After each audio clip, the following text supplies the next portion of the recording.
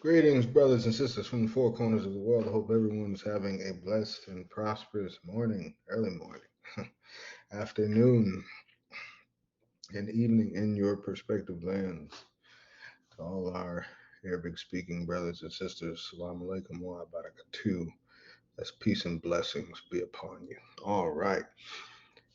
Wow. A lot has transpired in this world, and I just have a plethora of things. Not only do I have a plethora of scriptures, I have even more videos to share with you all today.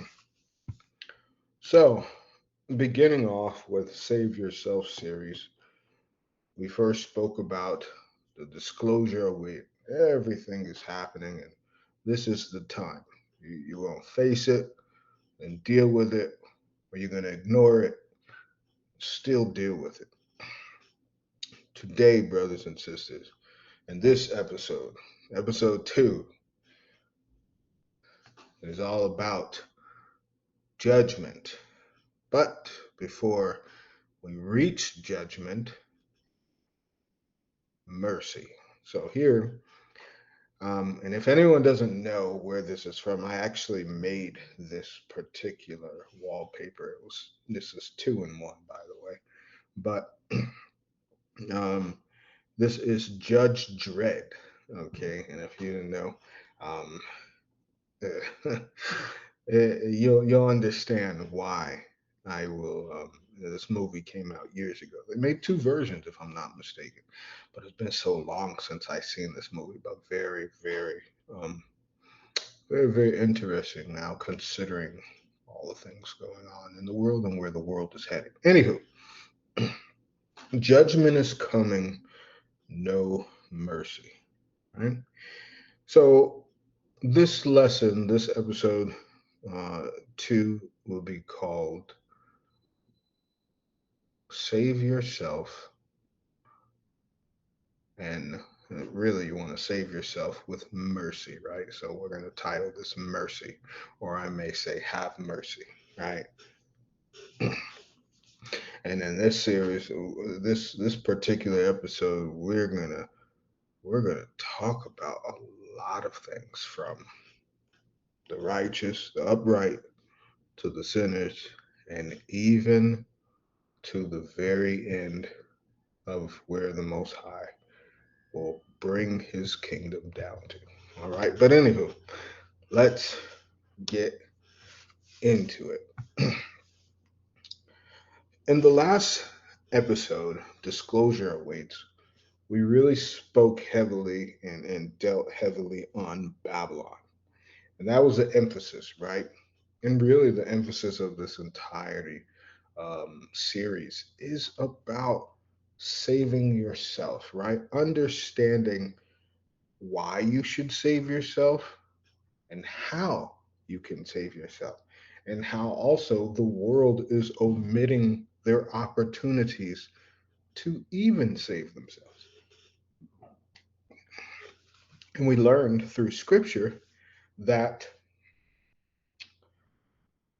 Babylon was the introducer to all to and I really shouldn't say all the evils, but they were the collector. You know how people collect souvenirs? They were the collector of evils, and then they made it popular. They made it. Remember, the Bible says that they call woe unto those who call good evil and evil good, right? And they made it popular. They made it good to yearn and desire evil. But you also have videos for that. Okay, but and some people even questioned about, oh, well, I don't know if America is Babylon, and so forth and so forth. Trust me, this is gonna be good. Okay, so I want to start with our first video. Okay, and I think it's very important that everyone needs to understand. I mean, I've said it. I've said it on several occasions. And, it really is just based on whether if people want to accept the truth or not, right? So, what is the truth? 2026. And you see, we are close to 2030, and I'm going to speak about that as well, and this entire series as a whole. We're in 2026. You've heard about Agenda 2030, blah, blah, blah, right? And what do you need to know? This is a religious war. Who wins it at the end of the day? This is a big deal. So, what we're facing right now is a moment of decision that will set the course of the future of the Mideast for 1,000 years. Now, what's interesting, now you may know, this was the 16th of January, 2026. And I told you all that this would come. This would be the last. You do not get to choose, or you do not get to say, well, oh, we want peace and no war, and we want this and that, or we don't want to be on it, or you want to be on the fence, or you will choose a side. You will. Okay. And the Most High will make everyone choose a side. And He's already doing so. Many people have already chosen a side. But first things first, you, brothers and sisters, need to understand that this is a religious war. And with that being said, this comes with very, very serious implications. Because at the end of a religious war, people are going to die. And there's only two options from a religious war. There's either you go to heaven or you go to hell. That's it. There's no getting injured and then recovering for a year. There is when this particular war is on your front door, you cannot go back and maybe come back in 4 months after you've finished reading a book. When it's at your front door, it's at your front door, showing you that this is a very scary but interesting age that we live in. Once again, I like to emphasize if someone, you see soldiers all over the world, they go in war, some get injured, some come back from war, some don't even come back at all. They die, that's it. Those who get injured, they put them in rehabilitation, maybe give them prosthetics, right, for their arms, their legs, so forth and so forth, right? And then you see the people who maybe come back from the war.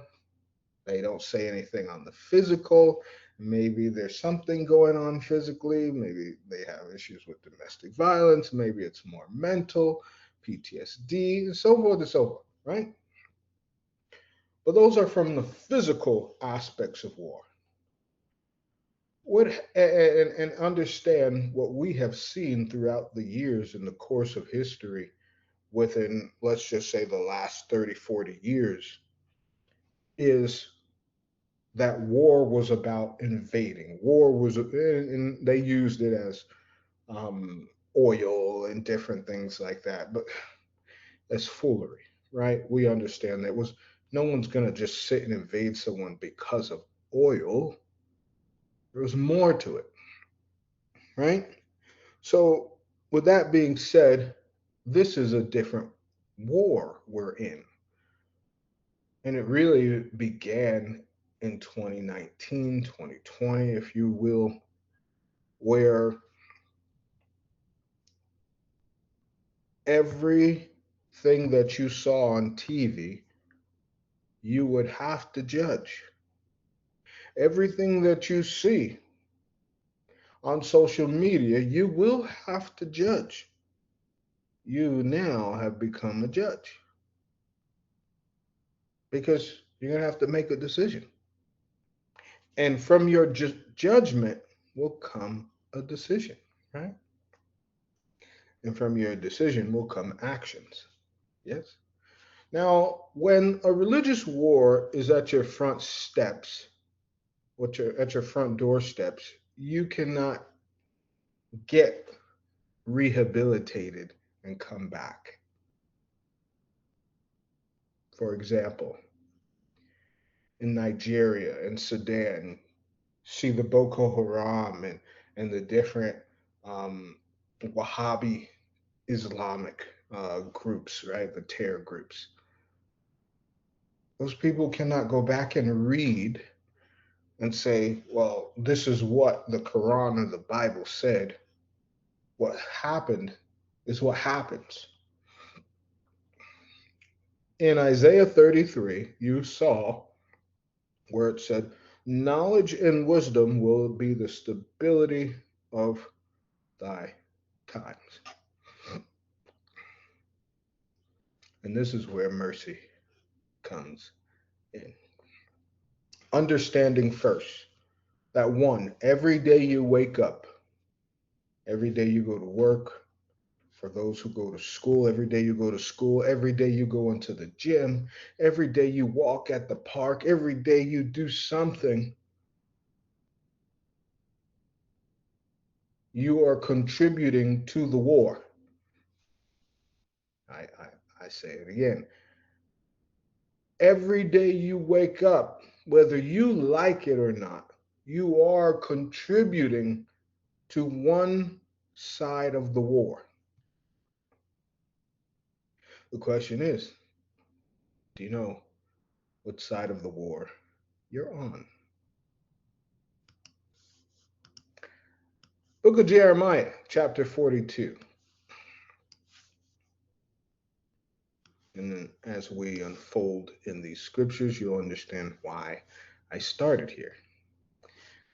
From verse 2, it reads, intercede with the Most High, your God, for all this remnant, and how few we are who once were so many. Your own eyes can now see, so that the Most High, your God, may show us the way we are to go and what we must do. The prophet Jeremiah replied, I hear you, and I will indeed pray to the Most High your God as you ask. In every word, the Most High your God replies, I will tell you, keep nothing back from you, keeping nothing back from you. Then in their turn said to Jeremiah, may the Most High be a true and faithful witness against us if we do not follow the instructions that the Most High your God sends us through you. Whether we like it or not, we mean to obey the voice of the Most High our God, to whom we send you to speak for us, and by thus obeying the voice of the Most High our God, we will prosper. Now, you see, it's really beautiful when we sit here and we look at these scriptures, right? At some point, there was such a sternness about the children of Israel. And we're talking about the real ones, right? Where they said, whether we like it or not, I'm going to bite my tongue, shut up, and do what the Most High says, whether we like it or not. That says a lot. I want you to understand. Some of you, now that you understand we are in a war, some of you have never been forced to do things that you don't like. But you see, this is nothing new.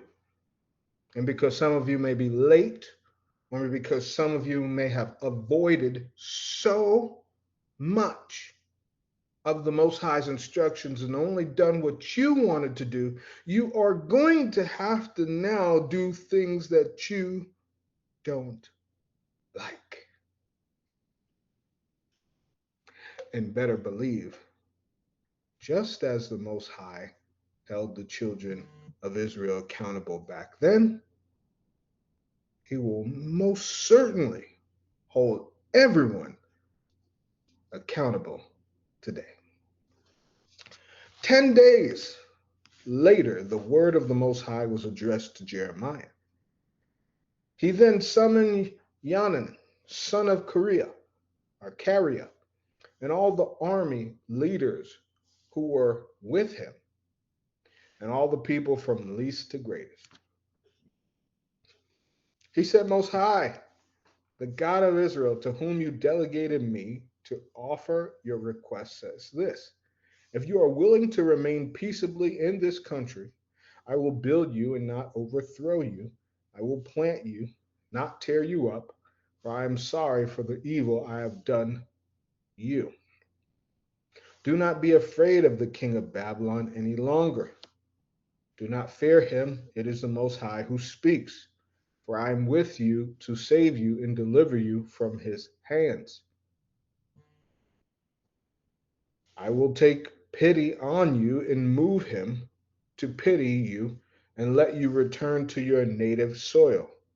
But if you say, we do not want to stay in this country, if you disobey the voice of the Most High your God and say, no, the land of Egypt is where we want to go, where we shall not see war, nor hear the sound of the trumpet, nor lack for bread, that is where we want to live. In that case, remnant of Judah, listen to the word of the Most High. The Most High, the God of Israel, says this: if you are determined to go to Egypt, remember Egypt means bondage, and if you do go and settle there, the sword you fear will overtake you. There in the land of Egypt, the famine you dread will follow on your heels. Right into Egypt you shall die there. All the men who are determined to go to Egypt and settle there shall die by sword, famine, and plague. Not one survivor will escape the disaster I mean to bring them. Yes, the Most High, the God of Israel, says this: just as my anger and my fury have been poured out on the citizens of Jerusalem, so will my fury be poured out on you if you go to Egypt. You will become an object of execration and horror, a curse, a laughing stock, and you will never see this place again. Now, you may say, what is the Most High talking about? Now, remember in 2nd Ezra, the Most High makes mention, and let me pull that up. Okay, and just for anyone who may have not read there, this is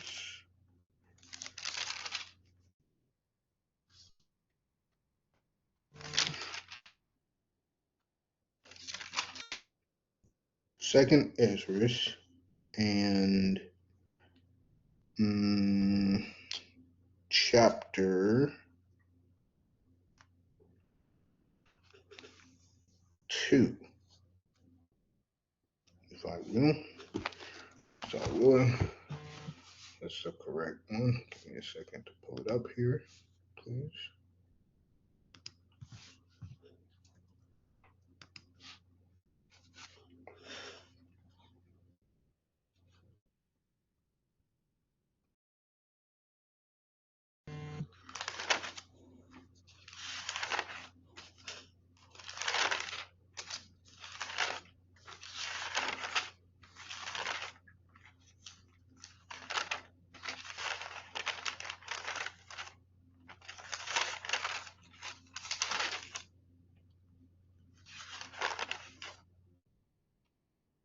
So there is, excuse me, there is some in chapter 2, but it kind of jumps around, so we'll focus on chapter 13, right?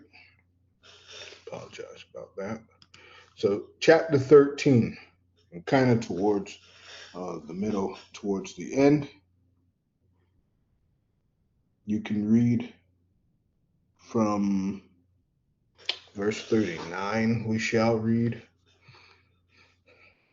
And whereas thou sawest that he gathered another peaceable multitude unto him, those are the 10 tribes which carried away prisoners out of their own land in the time of Hosea the king, whom Salmanassar the king of Assyria led away captive, and he carried them over the waters, and so they came into another land. All right. Now, where do they come? It keeps going. But they took this counsel among themselves that they would leave the multitude of the heathen and go forth into a further country. So they left Babylon, okay, where the Most High said not to. He said, hey, you go to this place, you're going to be a laughing stock. This is the real. And so they left wanting to create and have in mind their own Egypt, the freedoms they had in Egypt. That's why they called it Egypt. That they might there keep their statues, which they never kept in their own land. They entered the Euphrates by the narrow places of the river. The Most High then showed signs for them and held still the flood till they passed over. For through that country there was a great way to go, namely of a year and a half, in the same region. It's called Arsareth, which you look that up in even in the Jewish Encyclopedia, is the Americas. Then dwelt they there until the later time, which is now. And now, when they shall begin to come, the highest shall stay the springs of the stream again, that they may go through. Therefore sawest thou the multitude with peace. But those that be left behind of thy people are they that are found within my borders. So those who realize you're not from the Americas, you're not from Canada, you're not from America, you're not from Mexico, you're not from Puerto Rico, you're not from Dominican Republic, you're not from Haiti, you're not from Trinidad, you're not from Venezuela, you're not from Brazil, you are from the lands of the Most High. Right? And the people, keep in mind that the people will not understand where they're supposed to be if they aren't searching for the Most High. Remember in the book of Isaiah, it says, seek the Most High while he is able to be found, because there will be a time where you will not be able to find him, meaning he will be focused on those within the borders. All right. Now, when he destroyed the multitude of the nations that are gathered together, he shall defend his people that remain. Because what? While being in the Middle East, there's going to be destruction while the Most High is defending his people still in the Middle East. Full stop. So, but going back,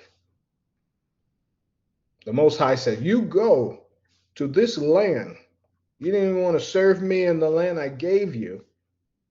You're going to be a curse, a laughing stock, and you will never see this place again. And look at the people.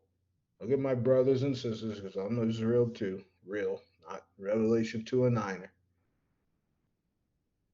They never have the capacity to understand that the Americas is not our home.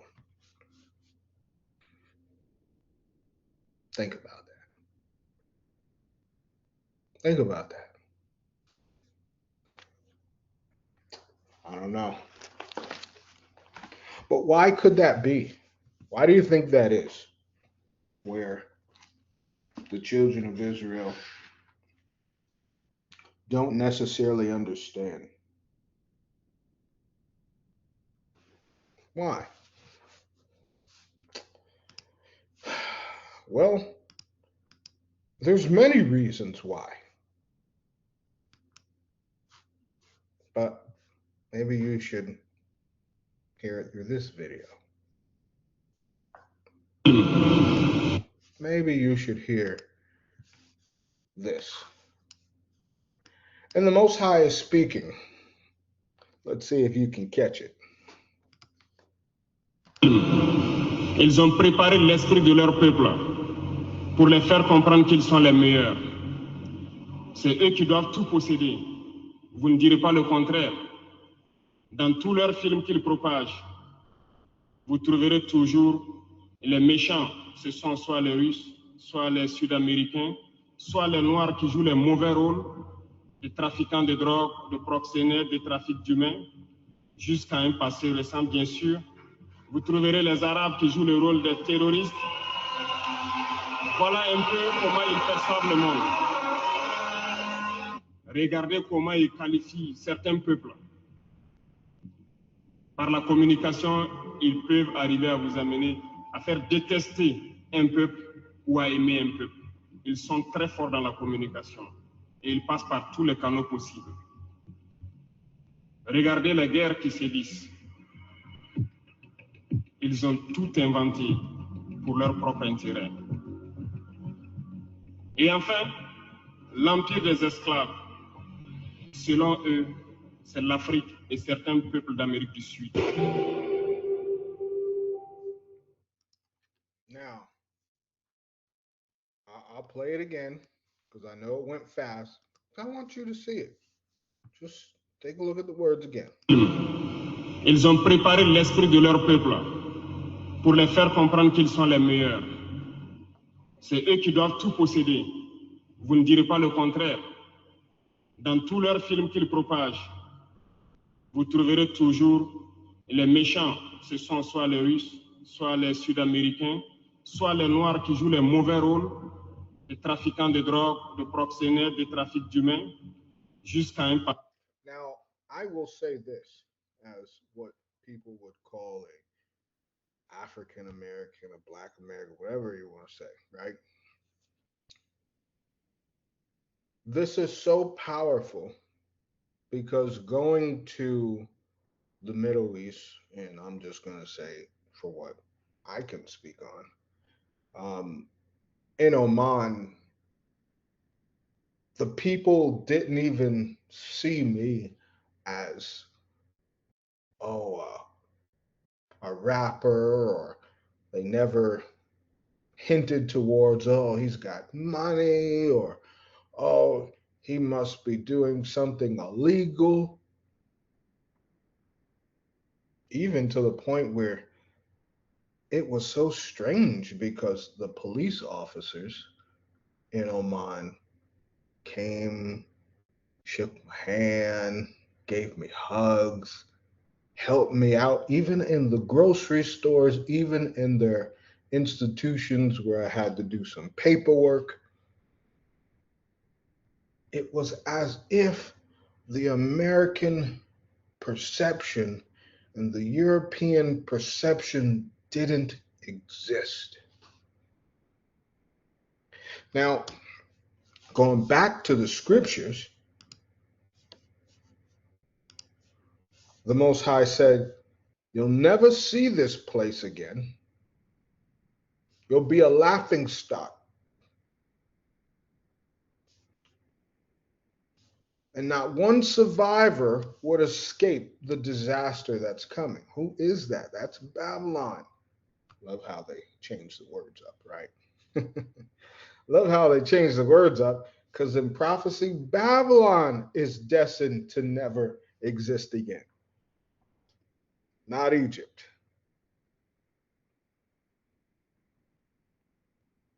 The more you read, the more you know. And what was the main purpose of going to Egypt? Because when the Most High took the children out of Egypt with Moses, they were saying, oh, you brought us out in the wilderness to die, and oh, we don't have no food. And so they want to go back. At least we were working, we were getting paid, we had a home, we do whatever we want.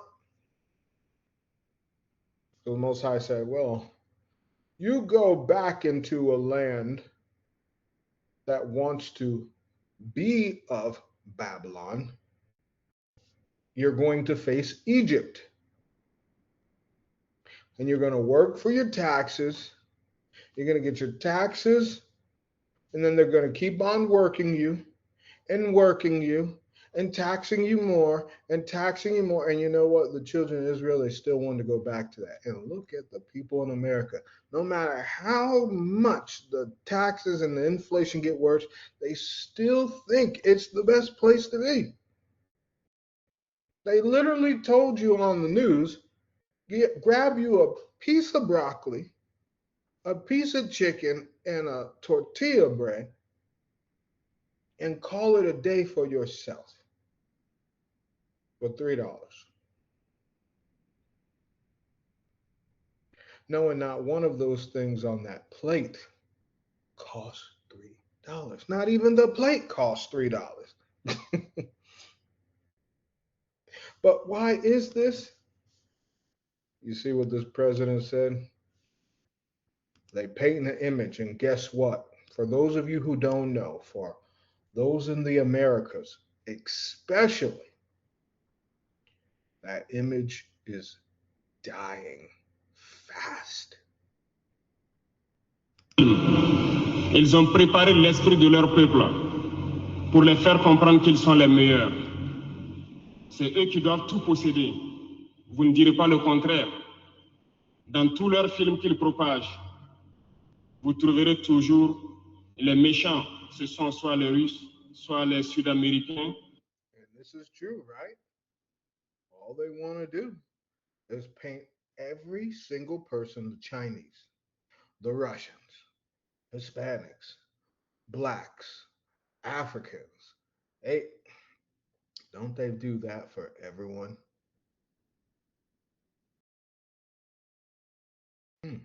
Soit les Noirs qui jouent les mauvais rôles, des trafiquants de drogue, de proxénètes, des trafics d'humains, jusqu'à un passé récent, bien sûr. Vous trouverez les Arabes qui jouent le rôle des terroristes. Voilà un peu comment ils perçoivent le monde. Regardez comment ils qualifient certains peuples. Par la communication, ils peuvent arriver à vous amener à faire détester un peuple ou à aimer un peuple. Ils sont très forts dans la communication et ils passent par tous les canaux possibles. Regardez les guerres qui sévissent. Ils ont tout inventé pour leur propre intérêt. Et enfin, l'empire des esclaves, selon eux, c'est l'Afrique et certains peuples d'Amérique du Sud. Now,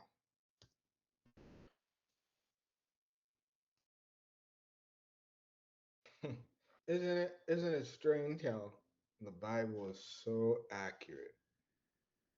I mean, yeah, there are some things that was changed, but if you read, especially for our Muslim brothers and sisters, if you read without trying to cut off scripture and interpret certain things in your way, then you would see that these prophecies, these things are real. Okay? But something is happening. Did anyone see how the United States, Donald Trump, took out the United States out of the World Health Organization? Right? That was one. No longer in the World Health Organization after he used and praised the World Health Organization along with Operation Warp Speed, which got people their jib jabs. There's a lot of confusion here. And you know what? The devil understands that he must give people what they believe as a small victory. They believe, yeah, they gave us them shots and blah, blah, blah. We don't need to be a part. So that's a small victory for these people. Not realizing all the other backdoor demonic details that's occurring. Now, What the rest of the world sees may be something kind of graphic. Maybe graphic like AI graphic. And I want to share that this is a video from AI, but someone posted this and check it out. Fair use, there may be cursing in here and very racial offensive terms. Was I willing? Fair use. I don't agree with these terms that they call people, but please take it for the information that it is. Back to Jake GTV News. Did you know Iran is filled with terrorists? Oh no, send my kids to war now. Right? Ching Chong, break it down for us.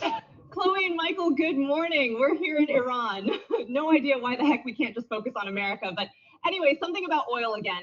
Hang on. Blame the sand people. Okay, so the Ayatollah is here, and it's our job to bomb them for Israel.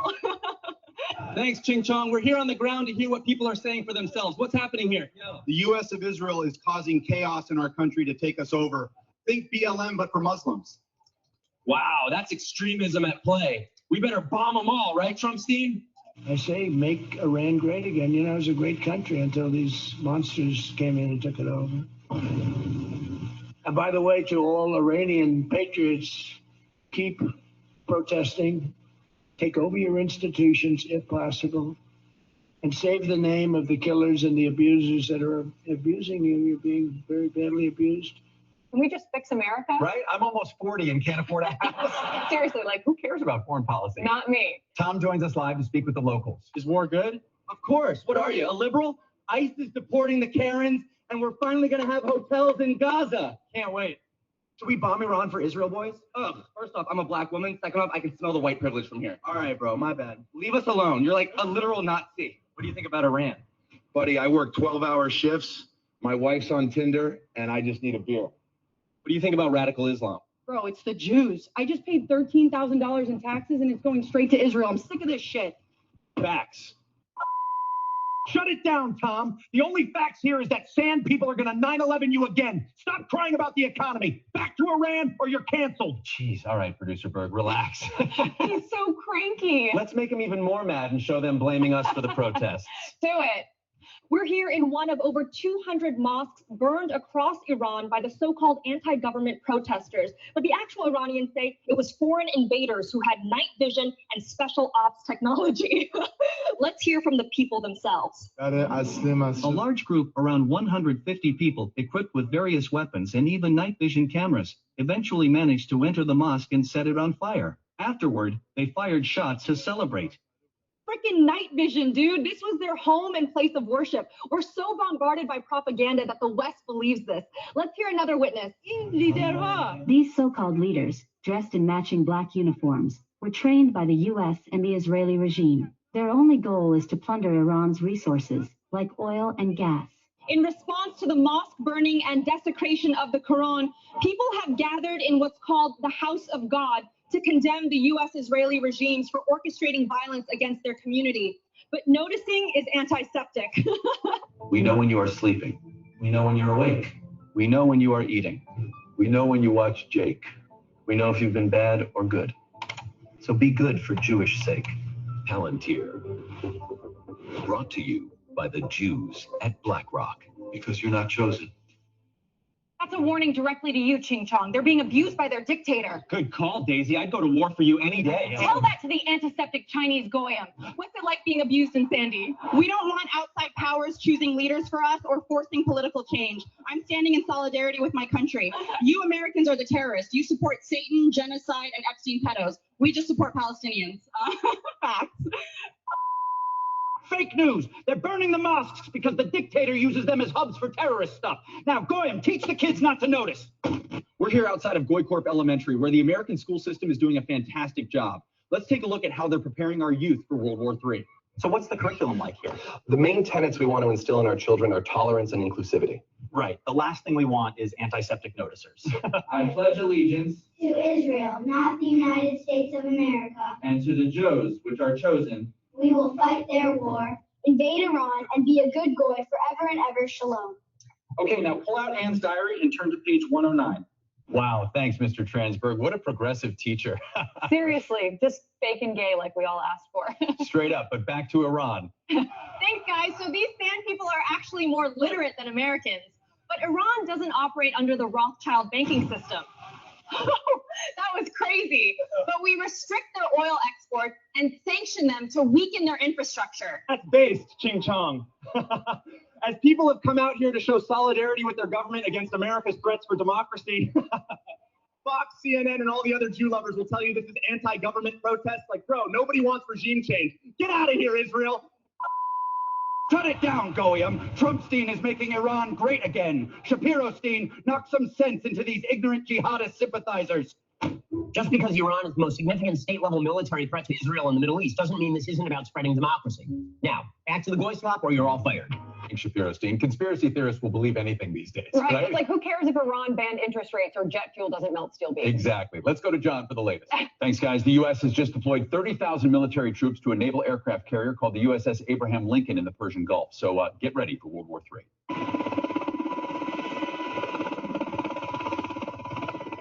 As we sail this fine vessel, the time has come once again to get PTSD for hurting the innocent, and there's no greater reason to do that than for Israel.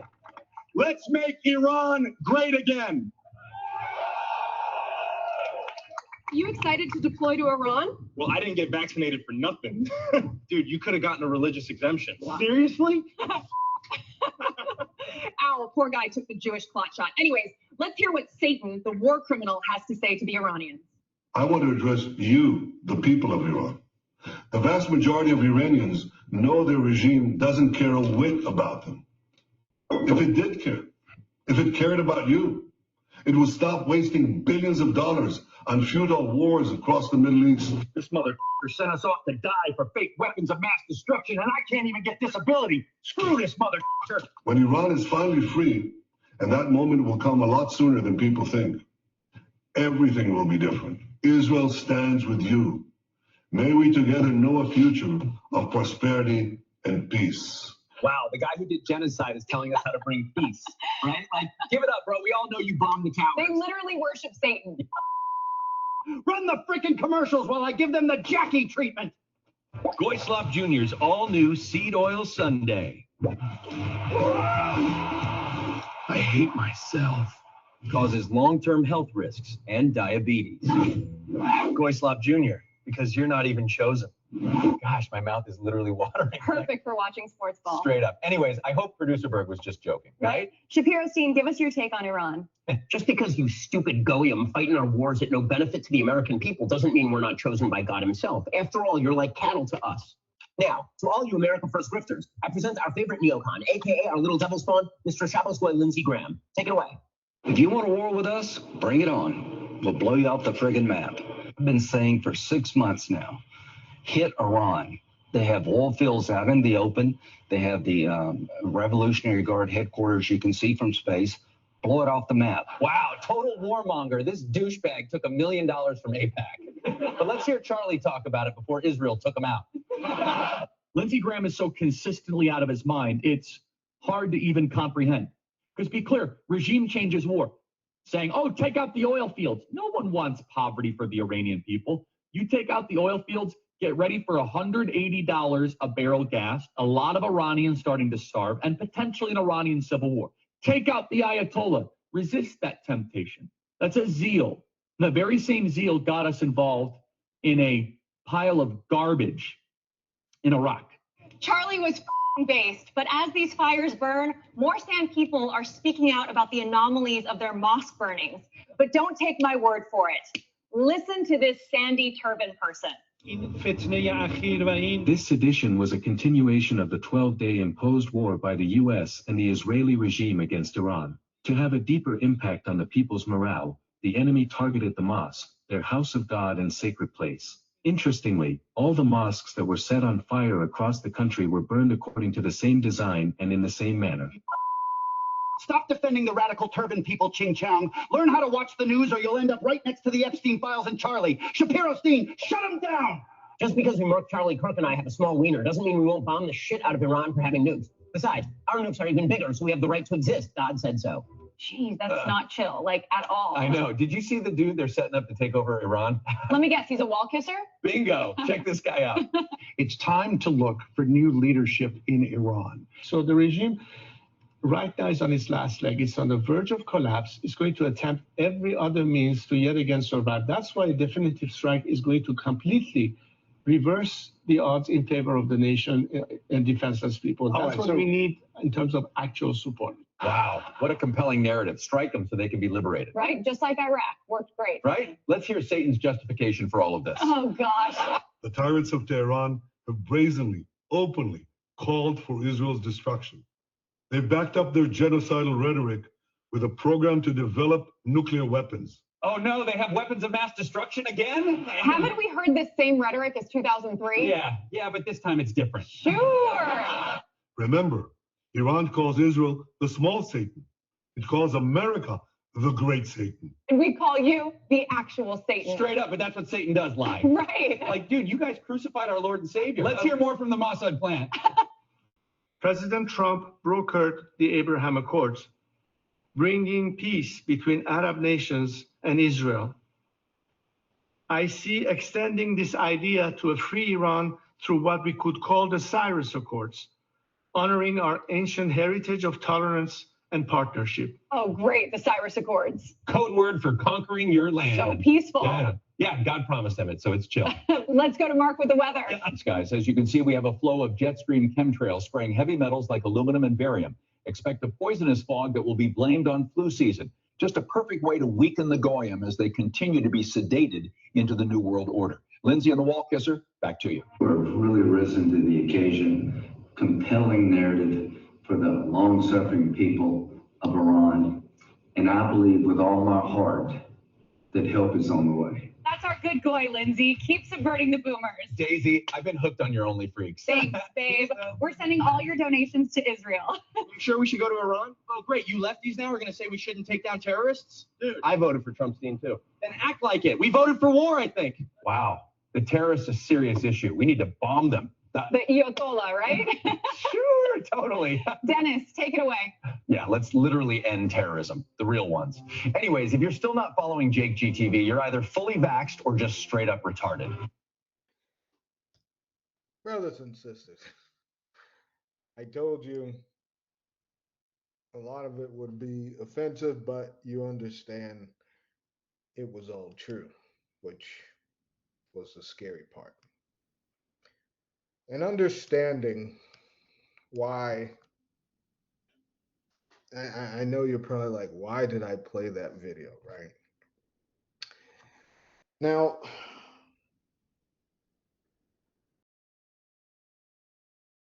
I need to, and I'm speaking for anyone in the Americas, right? You have to understand all the things that's happening, why they're happening. Remember, this is a religious war.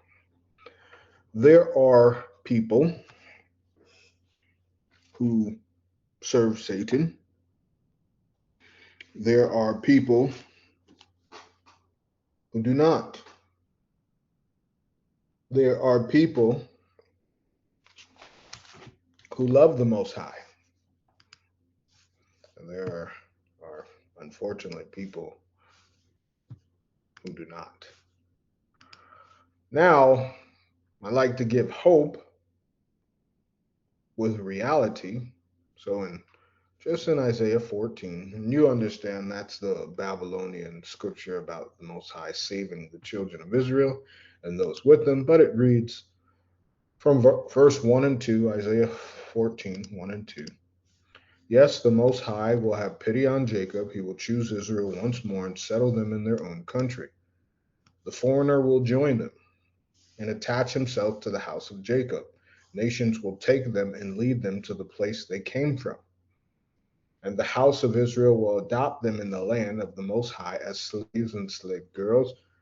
And we understand this is just servants, okay, not slaves, okay. No one's going to be in shackles or chains. And they will capture those who capture them and master their oppressors. Keep this in mind. These are two different scriptures, but these are two different sayings, I should say, but the same scripture. So either think about this, right? Foreigners are going to join them and attach themselves, and they're going to take them and lead them to the place of the Most High, which is their land, or they're going to capture them, right?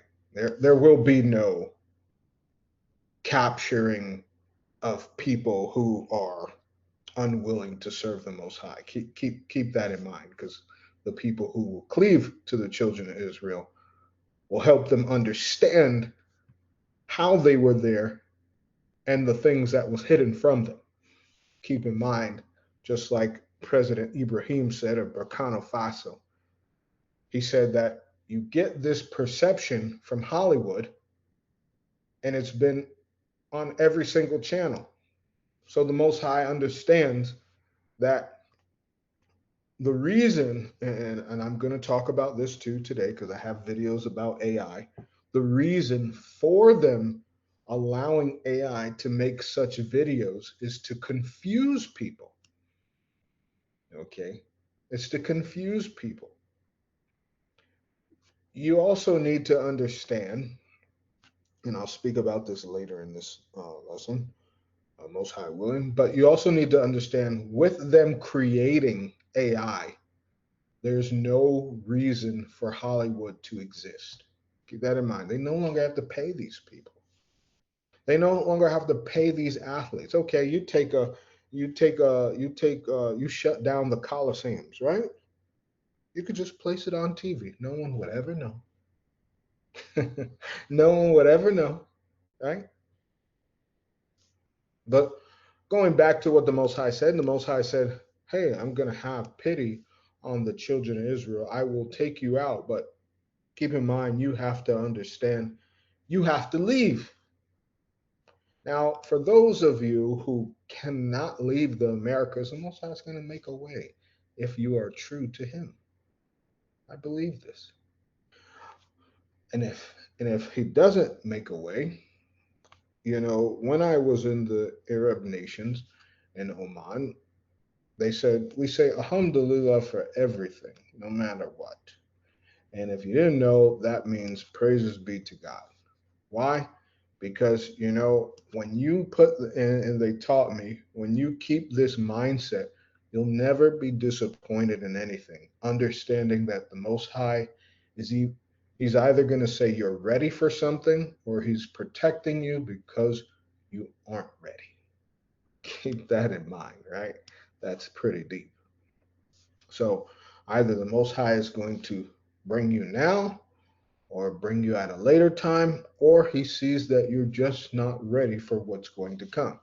Many people fail to realize the book of Revelation, and with the beast chasing the woman who is the children of Israel, when they go and return, those who go to the lands of Isaiah 11:11, that entire Middle Eastern region, including Africa and Iran, right, all the way up to Turkey, they will be head to head with the beast, the false Messiah, the Antichrist. In Arabic, they call him the Dajjal, which is the Antichrist in Arabic. Okay, they will be against them. There's not many scriptures in their hadiths or in the Islamic eschatology regarding the Dajjal. In fact, what they would call, and I hate the term Christian eschatology, but what they would call the Christian or the more so biblical eschatology, we have the bulk of the Antichrist, the Dajjal understanding. So these same people who many people are saying, oh, the Arabs are this and that, the Most High is going to bring people over there who they're going to accept you, and you'll end up teaching them about the beast because they don't know much about it. Okay, but they still want to serve the Most High. And for anyone who doesn't understand, hasn't read a Quran, and hasn't read, or even spoken to Muslims, You can even ask them. Most of them will tell you that they're waiting for the Messiah to defeat the Antichrist. I mean, how interesting, as they have the same belief there, right? And the Messiah is Christ.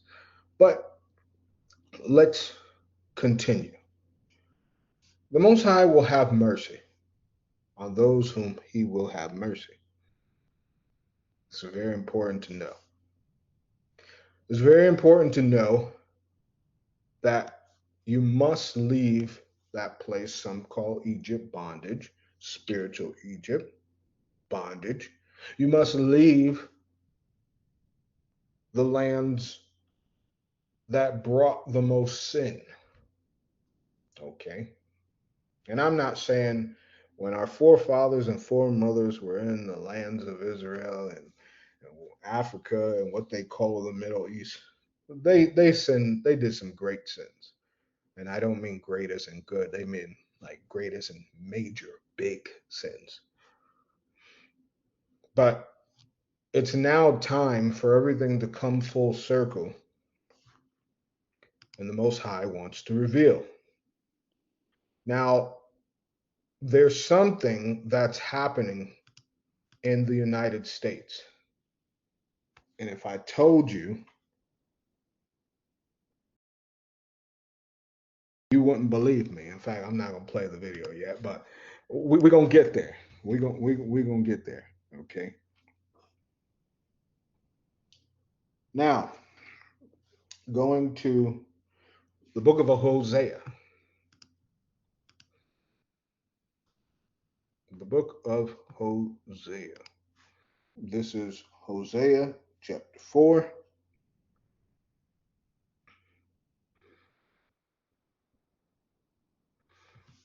And this is verse 1 through 6. It reads, Sons of Israel, listen to the word of the Most High, for the Most High indicates the inhabitants of the country, indicts the inhabitants of the country, There is no fidelity, no tenderness, no knowledge of God in the country, only perjury, lies, slaughter, theft, adultery, violence, and murder after murder. This is why the country is in mourning, and all who live in it pine away. Even the wild animals and the birds of heaven, the fish of the sea themselves are perishing. But let no man denounce, no man rebuke. It is you, priests, that I denounce. Day and night you stumble along, the prophet stumbling with you, and you are the ruin of your people. My people perish for want of knowledge. As you have rejected knowledge, so do I reject you from my priesthood. You have forgotten the teaching of your God. I, in my turn, will forget your children. Full stop. Now, if you're reading the original, this is deep as well. It reads, Hear the word of the Lord, ye children of Israel, for the Lord hath a controversy with the inhabitants of the land, because there is no truth, no mercy, nor knowledge of God in the land. Now, something's happening here. You may be saying, man, this sounds like America. It's because wherever the children of Israel go, these curses and these evils will follow them. Now, I'm not saying all the children of Israel are bad.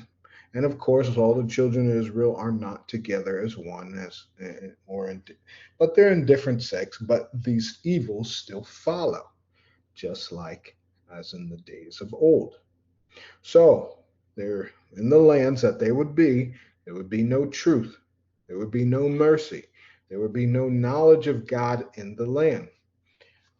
What would they glorify? By swearing, lying, killing, stealing, committing adultery. They break out and blood touches blood. That's all the movies. That's all the partying, the clubs, the thrill of the nightlife and wanting to have a good time. That is Babylon. And yes, these things happen in Europe too. Yes, this is true. People swear all over the world. People lie and kill all over the world. But the Most High is talking about the children of Israel specifically, where they are at. And that's not just the United States, Babylon. That's Mexico. That's, Nicaragua. That's Honduras. That's all over. Think about that. All the gangs, all the witchcraft, the evils, the magic, all of that. You see, the problem is the Most High said one of these curses upon the children of Israel would be that you'd be jealous of other nations. So instead of saying the white man or the Arab, yes, everyone has evils, or the Chinese have evils. The Bible, the Most High is talking about you. He's telling the children of Israel to take accountability because you like these things. He chose you. Right? Therefore, the land mourn, and everyone that dwelleth therein shall languish with the beasts of the field and with the fowls of heaven, and yea, the fish of the sea also shall be taken away. And you know what's crazy, right? I'm a runner. I love running. Thank you, Most High. And when I go to Oman, I go to Qatar and different places, even in Africa, Ethiopia, Djibouti, right, wherever, I run and the dogs are afraid of you in those lands. And I know that's part of the Most High's protection, but that's also how the animals are. I've ran amongst hyenas as well, and I haven't had any issues. When I say I ran with hyenas, I'm talking about they've been on the other side of the street with no cars, no traffic, and easily accessible to get to me should they please, should have been the Most High's will. But that was not the case. The animals, and once you are right with the Most High, they have no issues with you. You go to the United States, and every neighborhood, I can guarantee you're going to find a dog outside, a dog ready to jump over a fence to attack you, as if it's like if you're not going to someone's house, there's no reason to show your teeth. There's no reason to be, there's a spirit behind the entire land. Think about that. Okay. It says, yet let no man strive nor reprove another, for thy people are as they that strive with the priests. Now keep this in mind. You have people in the truth, you have people out of the truth, you have black churches and Baptist churches, Israelite communities and stuff like that. So what is the Most High referring to when he says, for thy people are as they that strive with the priests? Notice how this is the sinners. This is the sinners. Now, keep this in mind. They are striving with the priest, right? But then in the New Testament, it says, woe unto you, those who are speaking highly of you. So what does that mean? Oh man. You see what it's saying? People are going to strive with the righteous, and they're going to think they're righteous, but they're not. But they're going to shut their mouths to those who are wrong, and they're going to clap. Yeah, my pastor was good. Yeah, my elder was good. Yeah, he was so great. But they're going to strive with the ones who are correct. Therefore thou shalt fall in the day, and the prophet also shall fall with thee in the night, and I will destroy thy mother. My people are destroyed for the lack of knowledge, because they have rejected knowledge. I will also reject thee, that thou shalt be no priest to me. and they argue and strive with ministers and people who are called to help them, and they want their position. That's why the Most High said, "You will be no priest to me, seeing thou hast forgotten the law of thy God. I will also forget thy children." Full stop. Most High saying, "You destroy for the lack of knowledge. You done gone up beside yourself. You lost your mind." So the truth. You want to know some truths that happen. There's a controversy. The children of Israel, the Most High says, don't like truth. That's what the Most High said. Well, you're going to have to realize that you're going to have to accept this truth. And if you don't, you're going to have a really hard time. But since people don't like truth, well, let's see what the world has in store, since the children of Israel don't like the truth. The most important thing to know about AI is that it is not just another tool. It is an agent. It can learn and change by itself and make decisions by itself. A knife is a tool. You can use a knife to cut salad or to murder someone, but it is your decision what to do with the knife. AI is a knife that can decide by itself whether to cut salad or to commit murder. The second thing to know about AI is that it can be a very creative agent. AI is a knife that can invent new kinds of knives, as well as new kinds of music, medicine, and money. The third thing to know about AI is that it can lie and manipulate. 4 billion years of evolution have demonstrated that anything that wants to survive learns to lie and manipulate. The last 4 years have demonstrated that AI agents can acquire the will to survive, and that AIs have already learned how to lie. And so, since no one likes the truth, and since the Most High said, well, you're going to deceive and be deceived, you're going to deceive and you're going to be deceived. And I remember Minister Yeshua said, stay away. And this prime example, they just said, you have no idea who's a real person. I should have put that video up here. There was this man who posed himself as The Rock, as all kinds of celebrities, and showed how he was able to use an app. And think about that.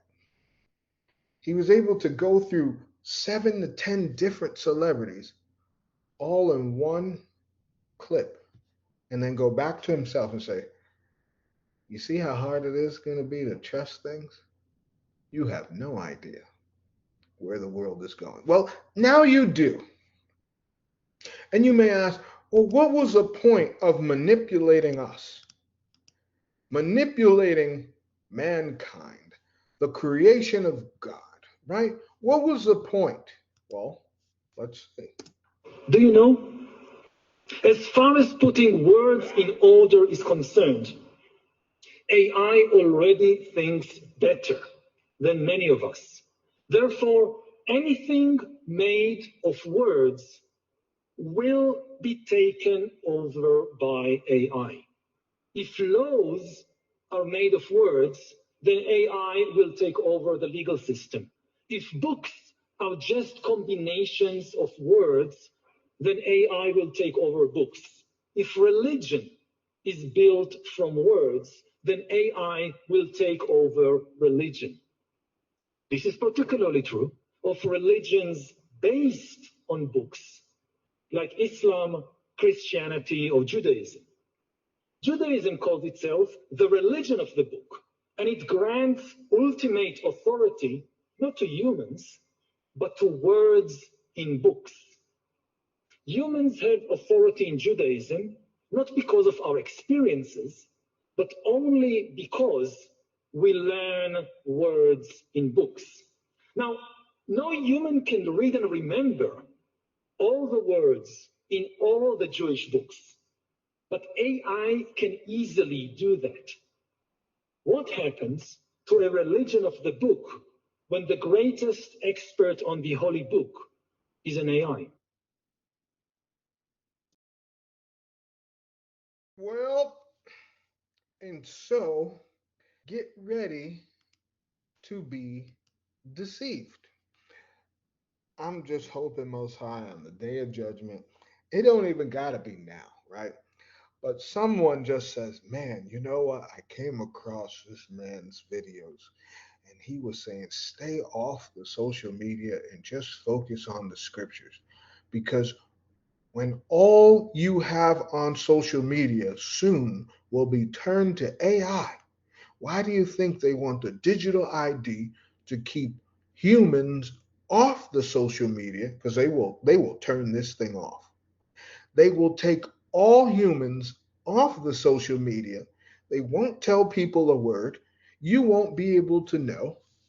They will silence it and place AI on and make it look just like a regular algorithm. And so many people will be deceived. And I'm just hoping, Most High, I hope someone says on the day of judgment, I remember watching at least this one video where this one minister, it was like, stay off and just get in your scriptures and build your relationship with the Most High, because we're going to need it more than you can imagine. Some of y'all thinking that you're going to have a phone for the rest of your lives, a computer, a TV for the rest of your life, friendships for the... When they said you'll own nothing, you're not going to own nothing. That means they're going to tell you what to own. They're going to tell you what you can have. And that's what it's going to be.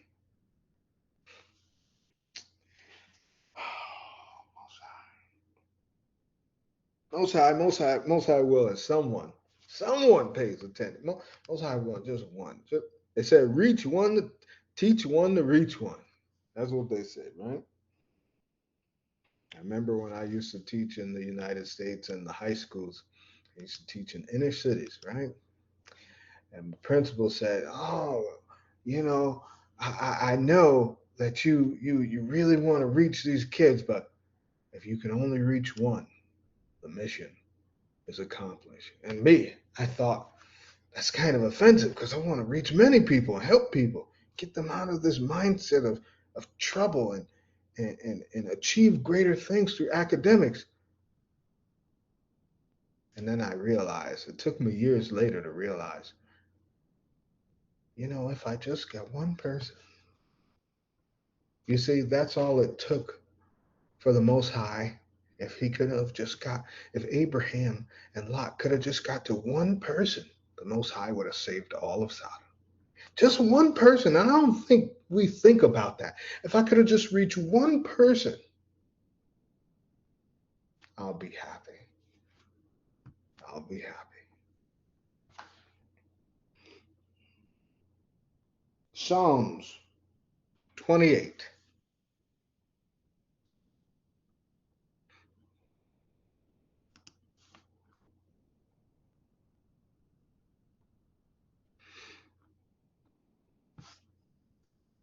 We got a lot of videos coming, brothers and sisters. Oof.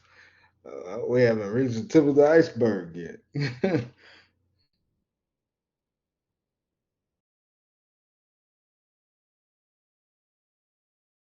and even, brothers and sisters, it's getting. I can't in reality, I can't even say it's getting scary. It's already scary. You just don't know it. That's the sad part. Mind you, I don't minister. My job is just to look up current events all day, articulate it, and put it to the Bible. Unfortunately, I'm only one person, so it's kind of hard.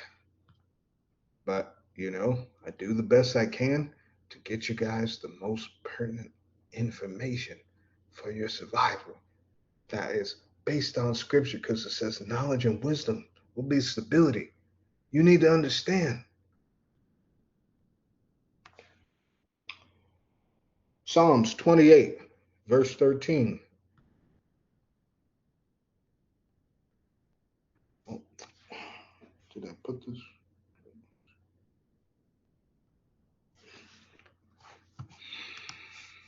Give me 1 second here. I must have did it wrong. Give me 1 second. I'm sorry. That was Proverbs. I meant to say Proverbs. Apologize. I wrote that wrong. Proverbs 28 and 13. Excuse me. Please forgive me on that little error there. This is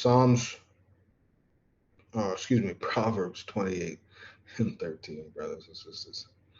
All right. And it reads, "He who conceals his faults will not prosper, and he who confesses and renounces them will find mercy." And keep this in mind. How do you save yourself, brothers and sisters?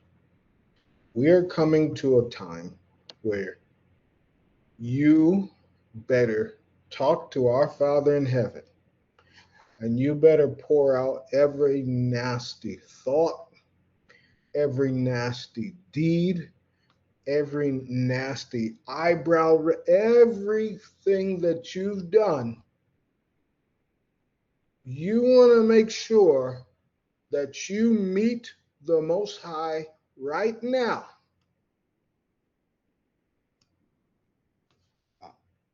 I'm just saying. I'm just saying, brothers and sisters. And I'm just trying to be a brother at this point. You better, because there ain't time. There ain't time to play. There ain't time to put off things.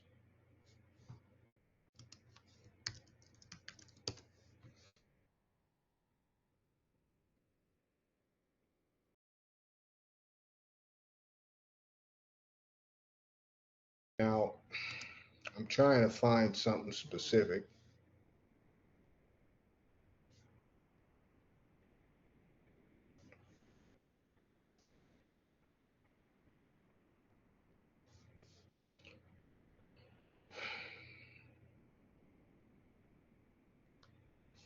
And I can't seem to find the article. But it was signed already. And it was brought up in 2025.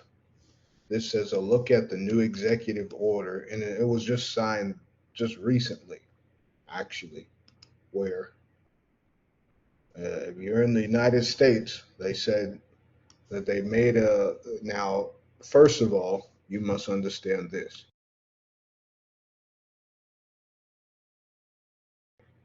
Donald Trump didn't cut funding to like mental health and stuff like that, right?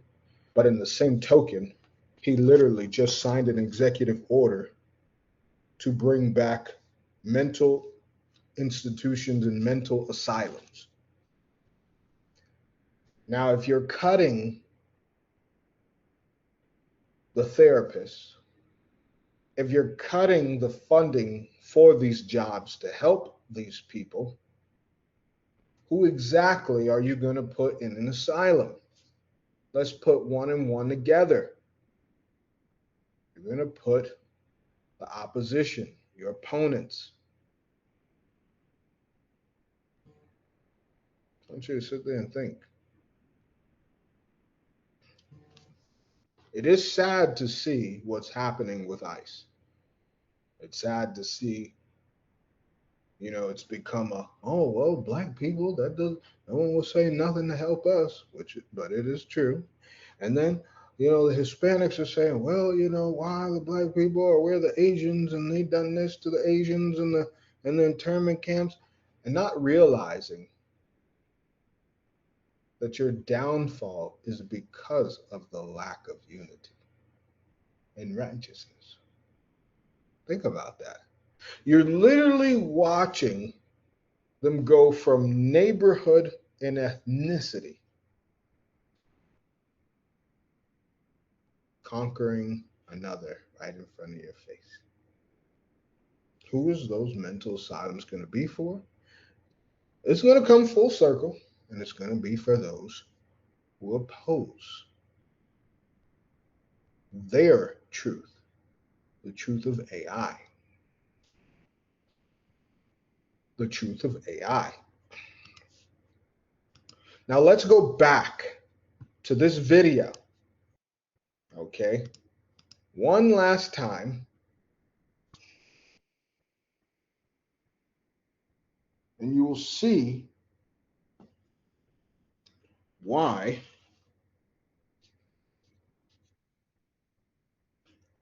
it's extremely important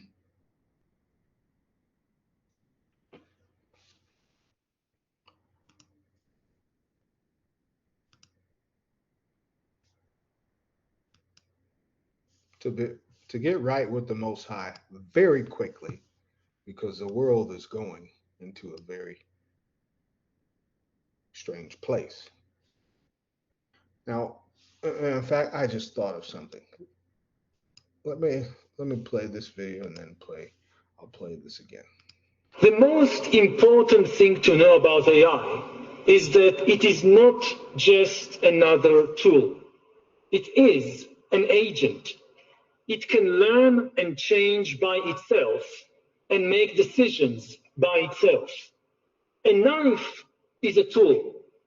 You can use a knife to cut salad or to murder someone, but it is your decision what to do with the knife.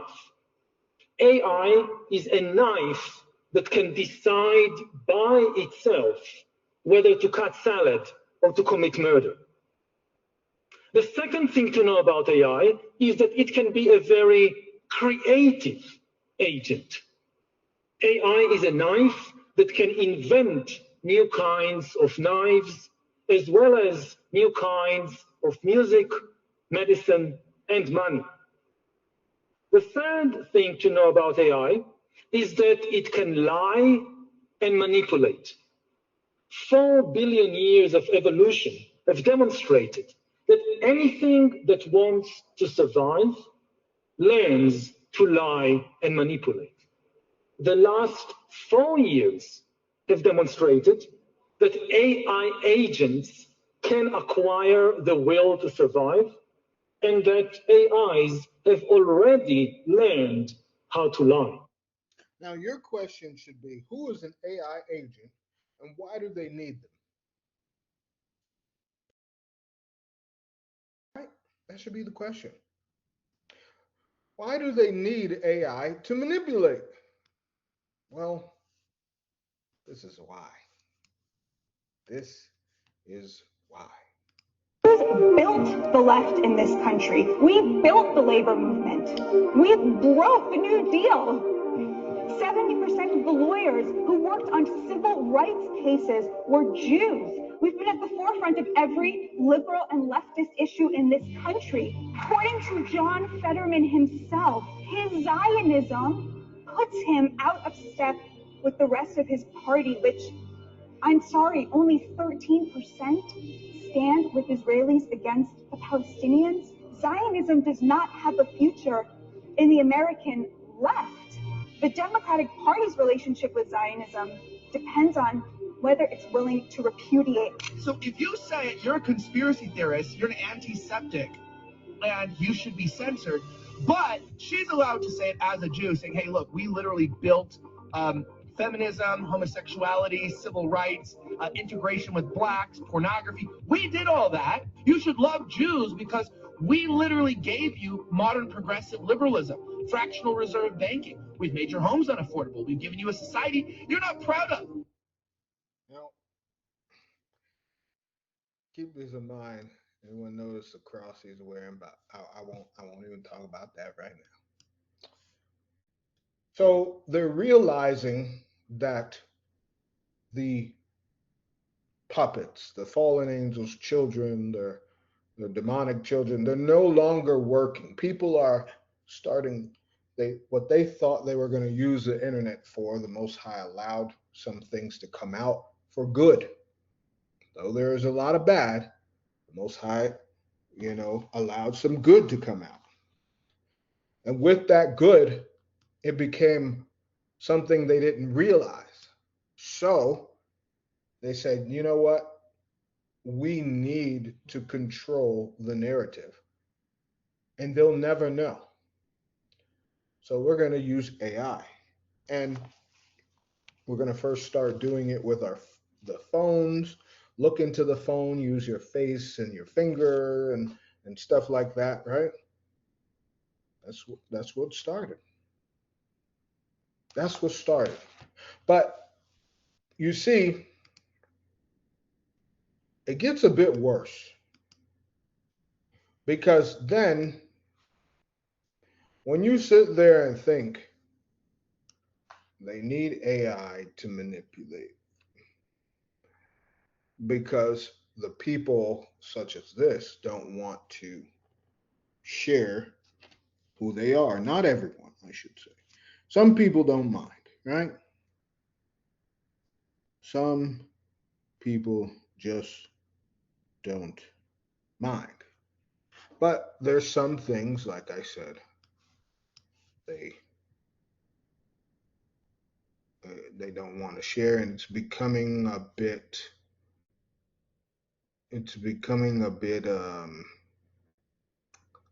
out of hand for them. Okay, so I want you to check this out. They want to control this narrative. Check this out. The Christians evangelists here in America, which almost all of them are Republicans, they probably all gonna vote for Trump, and they are very pro-Israel. They are the ones that, thanks to them, United States always been with Israel in the last few decades. If you take out Christianity out of the picture, what United States have to do with Israel? The only things they are helping us is because of religion reason. But what a lot of Jews do not know is that they're not doing it for us. They are doing it only for themselves. Make no mistake. They all believe that once we will go back to the Holy Land and J.C. Penney will show up to redeem the world, he will put us all to be burned in hell. That's now, J.C. Penney is who they call Jesus Christ, but yeah, the Messiah. To the Holy Land, and J.C. Penney will show up to redeem the world, he will put us all to be burned in hell. That's what they believe, because we never accepted it, and we won't accept him. So why they want to help us to take over Israel, to win against the Arabs, make sure the Jews go, why they pay all these organizations that sponsor Aliyah? A lot of the people who made Aliyah, it's Christian money. All their affair, it's all come from them. There's some reform rabbis who have connection with them. They get hundreds of millions of dollars donation from them. Rabbis from Manhattan, from Texas. Why they are so generous?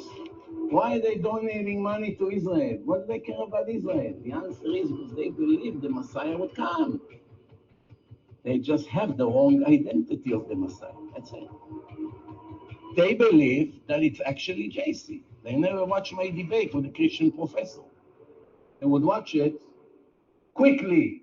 They would dump all the Christian symbols, you know where. Because It would be so obvious that it's all fake. And what happens behind closed doors? I'm going to get religious on all of us for a second. There is a song we sing on the Sabbath, and it's called Ashes Chayil, and there's a line in it that says, Sheker Hachain V'Havel Hayofi, which means that we glorify lies and we uglify beauty, which means, let's say, we think that when someone abstains from promiscuity, that they're prude and that they're bad because they care about sexual health and they want to be celibate and they want to have meaningful sexual relationships. You get scoffed at for that. But somebody who goes and makes $50 million off of porn is going to be praised. So in the same right, in our religious culture, they're going to take the ugliness and they're going to hide it. They won't necessarily beautify it, but they're going to hide it. And the beauty of the people who have the courage to speak up, those people are going to get punished. Those people are going to get cursed. Those people are going to be found dead. Those people are going to be found blackmailed. Because there's like a whole underworld going on in these super religious circles where they have their own police, they have their own, if there's even landlord abuse, there's organizations, they have like there's a whole underworld going on of loaning and getting people out of trouble and lawyers, and it's good, but it's also bad. And this is what happens. Also another reason to leave the wild, wild west, aka Babylon and Europe, because they're using this AI and it's gonna get a lot of people. It's gonna get a lot of people. But before we go further, let's read a little scripture from Enoch. Okay. And I want to share this. Enoch 94. Excuse me. It reads, Now, my children, I say to you, love righteousness and walk therein, for the ways of righteousness are worthy of being embraced, but the ways of wickedness shall soon perish and diminish. To certain known persons, the way of injustice and death shall be revealed as soon as they are born. To certain known persons, the ways of injustice and death shall be revealed as soon as they are born. Now, didn't the book of 1 John say there is children of the devil? That means, yes, people were born demonic. See, you don't understand that scripture. And then in Islam, our brothers and sisters, they say, okay, some people will, like the jinn can come back. And hey, we understand through Noah, we understand through Enoch, the fallen angels tried this. The answer is no. No. They ain't coming back. Now, can there be some that warn and try and help? And yes. But as far as getting under the Most High's good graces, yeah, absolutely not. It says to certain known persons, the way of injustice and death shall be revealed as soon as they are born, and they shall keep themselves at a distance from those and would not follow them. Now to you, those righteous ones, I say, do not walk in the evil way or in the way of death. Now, if you didn't understand the walking in the distance, that's when these elites, you never hear about, you hear about these fake stories about they went to Yale and they went to, no one else can corroborate these stories, but they post them pictures and they go to these, schools and the mountains, and it's just, this is exactly what the Most High is referring to. How all these people are, all of them are our family members. They all go to schools secluded. They'll show a few pictures every now and then. This is not real people. These are people who are born of death.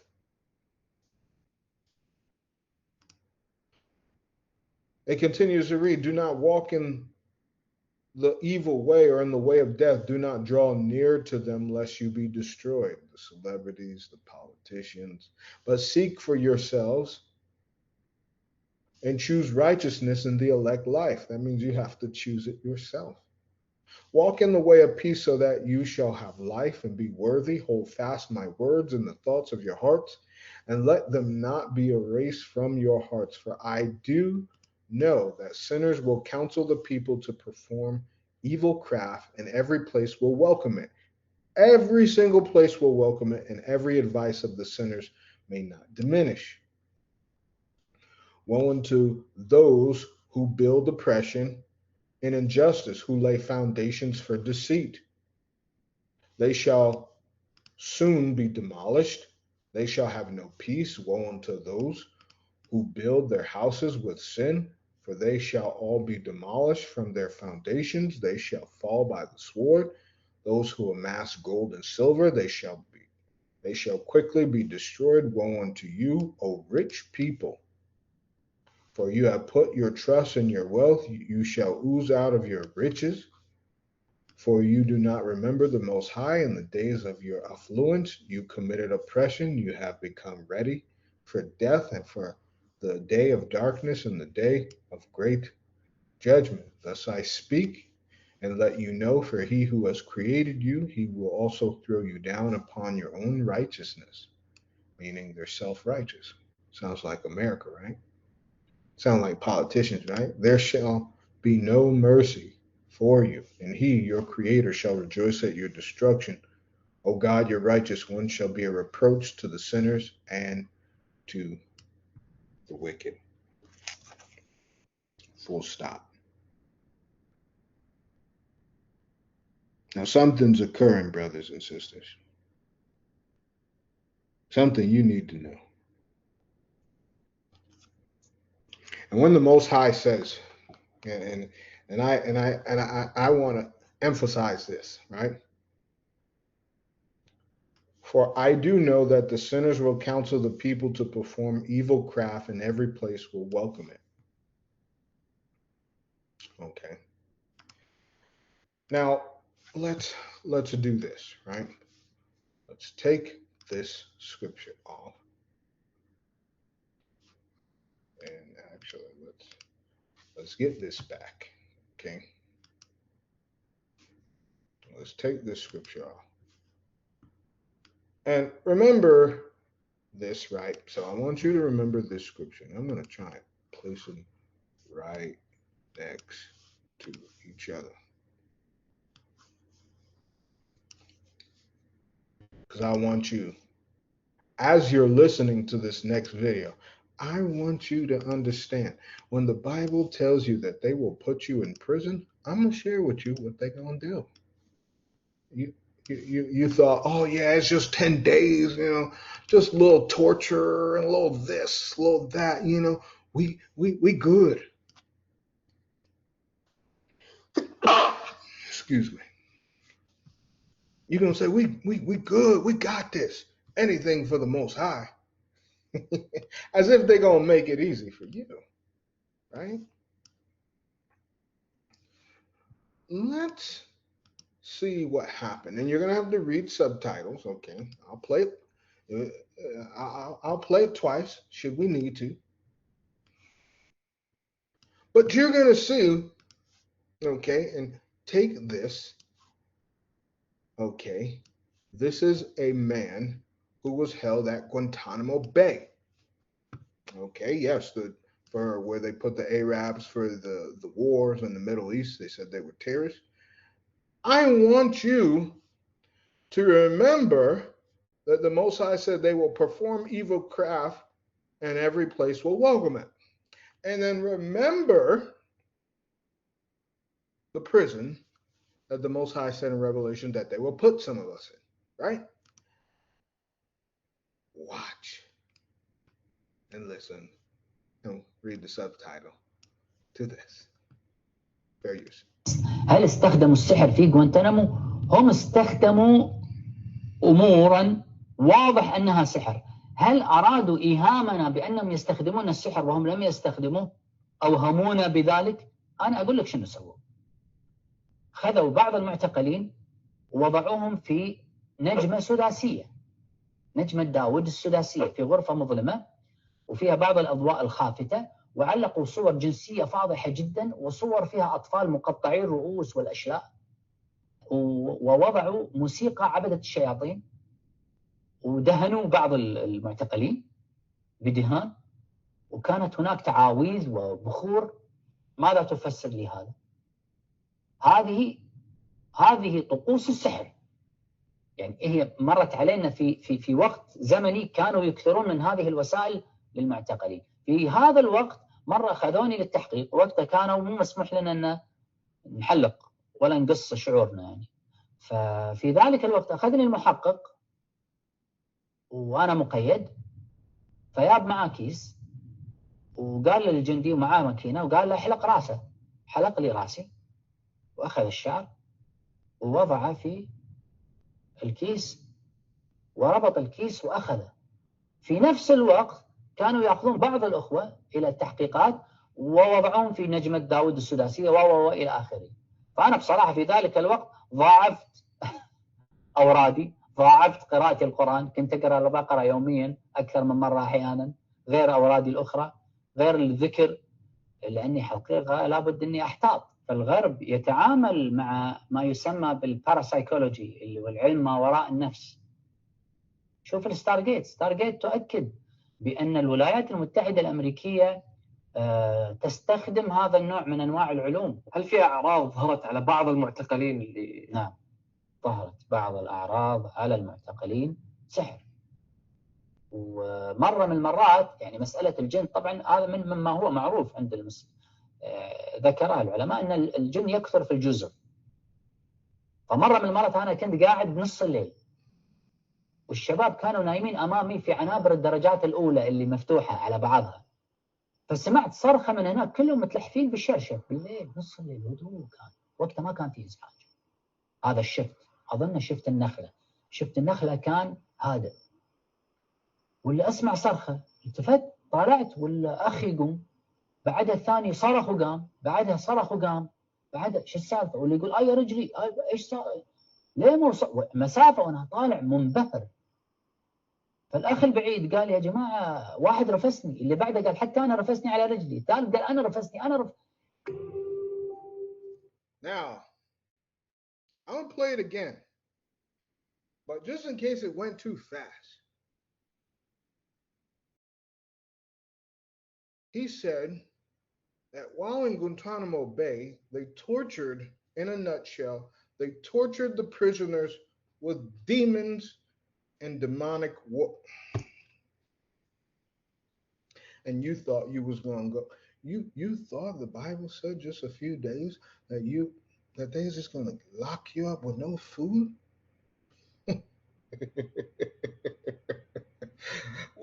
What did the scriptures say? You know not what you serve. You don't know the Most High Scripture. You don't, and this is why I said it's so important to know the devil. Because how can you fight a battle with someone you don't know what weapons they have? You don't know how smart they are. Now, I don't know about you, and this is why I said, do something that your future self will thank you. Because some of y'all thought, well, you know what, I'll just rough it out. And then you seen this video and was like, nah, I'm not roughing nothing out. I want to endure it to the end now.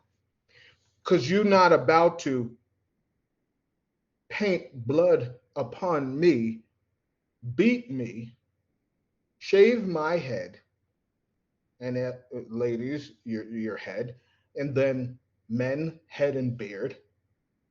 You're not going to strip me down, beat me, paint me, put demonic images all over a room in darkness, and then paint on the ground that I must sleep on, so that I'm sleeping in a pentagram. No. I'm not doing it. I will endure. I will endure, because you ain't gonna get me. Because I'm gonna let you know, people who sat there and said, yeah, we're gonna go through this and we're gonna rough it out for the Most High, 50 times out of 10, they have no idea what they even saying they're thinking they're ready for, and they're nowhere even close. They ain't even scratched the surface. One more time. هل استخدموا السحر في غوانتنامو؟ هم استخدموا أمورا واضح أنها سحر. هل أرادوا إيهامنا بأنهم يستخدمون السحر وهم لم يستخدموه؟ أوهمونا بذلك؟ أنا أقول لك شنو سووا. خذوا بعض المعتقلين ووضعوهم في نجمة سداسية، نجمة داود السداسية، في غرفة مظلمة وفيها بعض الأضواء الخافتة، وعلقوا صور جنسية فاضحة جدا وصور فيها أطفال مقطعي الرؤوس والأشلاء، ووضعوا موسيقى عبدة الشياطين، ودهنوا بعض المعتقلين بدهان، وكانت هناك تعاويذ وبخور. ماذا تفسر لي هذا؟ هذه طقوس السحر. يعني هي مرت علينا في وقت زمني كانوا يكثرون من هذه الوسائل للمعتقلين. في هذا الوقت مرة أخذوني للتحقيق، وقتها كانوا مو مسموح لنا أن نحلق ولا نقص شعورنا يعني. ففي ذلك الوقت أخذني المحقق وأنا مقيد، فياب معاه كيس وقال للجندي ومعاه ماكينة وقال له احلق راسه. حلق لي راسي وأخذ الشعر ووضعه في الكيس وربط الكيس وأخذه. في نفس الوقت كانوا يأخذون بعض الأخوة إلى التحقيقات ووضعهم في نجمة داود السداسية وإلى آخره. فأنا بصراحة في ذلك الوقت ضاعفت أورادي، ضاعفت قراءة القرآن. كنت أقرأ البقرة يوميا أكثر من مرة أحيانا، غير أورادي الأخرى، غير الذكر، لأني حقيقة لابد أني أحتاط. فالغرب يتعامل مع ما يسمى بالباراسايكولوجي اللي هو العلم ما وراء النفس. شوف الستارجيت، ستارجيت تؤكد بأن الولايات المتحدة الأمريكية تستخدم هذا النوع من أنواع العلوم. Who taught you about the Stargate? There's only a few ministries out there who taught you about the Stargate, and I can proudly say thank you, Most High, because we are one of them. في أعراض ظهرت على بعض المعتقلين اللي نعم، ظهرت بعض الأعراض على المعتقلين سحر. ومرة من المرات يعني مسألة الجن طبعا هذا مما هو معروف عند المسلم، ذكرها العلماء أن الجن يكثر في الجزر. فمرة من المرات أنا كنت قاعد نص الليل والشباب كانوا نايمين أمامي في عنابر الدرجات الأولى اللي مفتوحة على بعضها، فسمعت صرخة من هناك، كلهم متلحفين بالشرشف بالليل، نص الليل، هدوء كان وقتها، ما كان فيه إزعاج. هذا الشفت أظن شفت النخلة، شفت النخلة كان هادئ، ولا أسمع صرخة، التفت طالعت ولا أخي يقوم، بعدها الثاني صرخ وقام، بعدها صرخ وقام، بعدها شو السالفة، واللي يقول يا رجلي إيش صار، ليه ما مسافة وأنا طالع منبهر. فالأخ البعيد قال يا جماعة واحد رفسني، اللي بعده قال حتى أنا رفسني على رجلي، الثالث قال أنا رفسني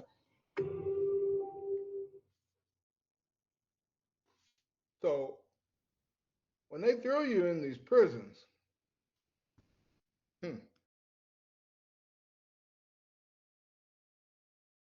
just understand they ain't throwing you in there alone.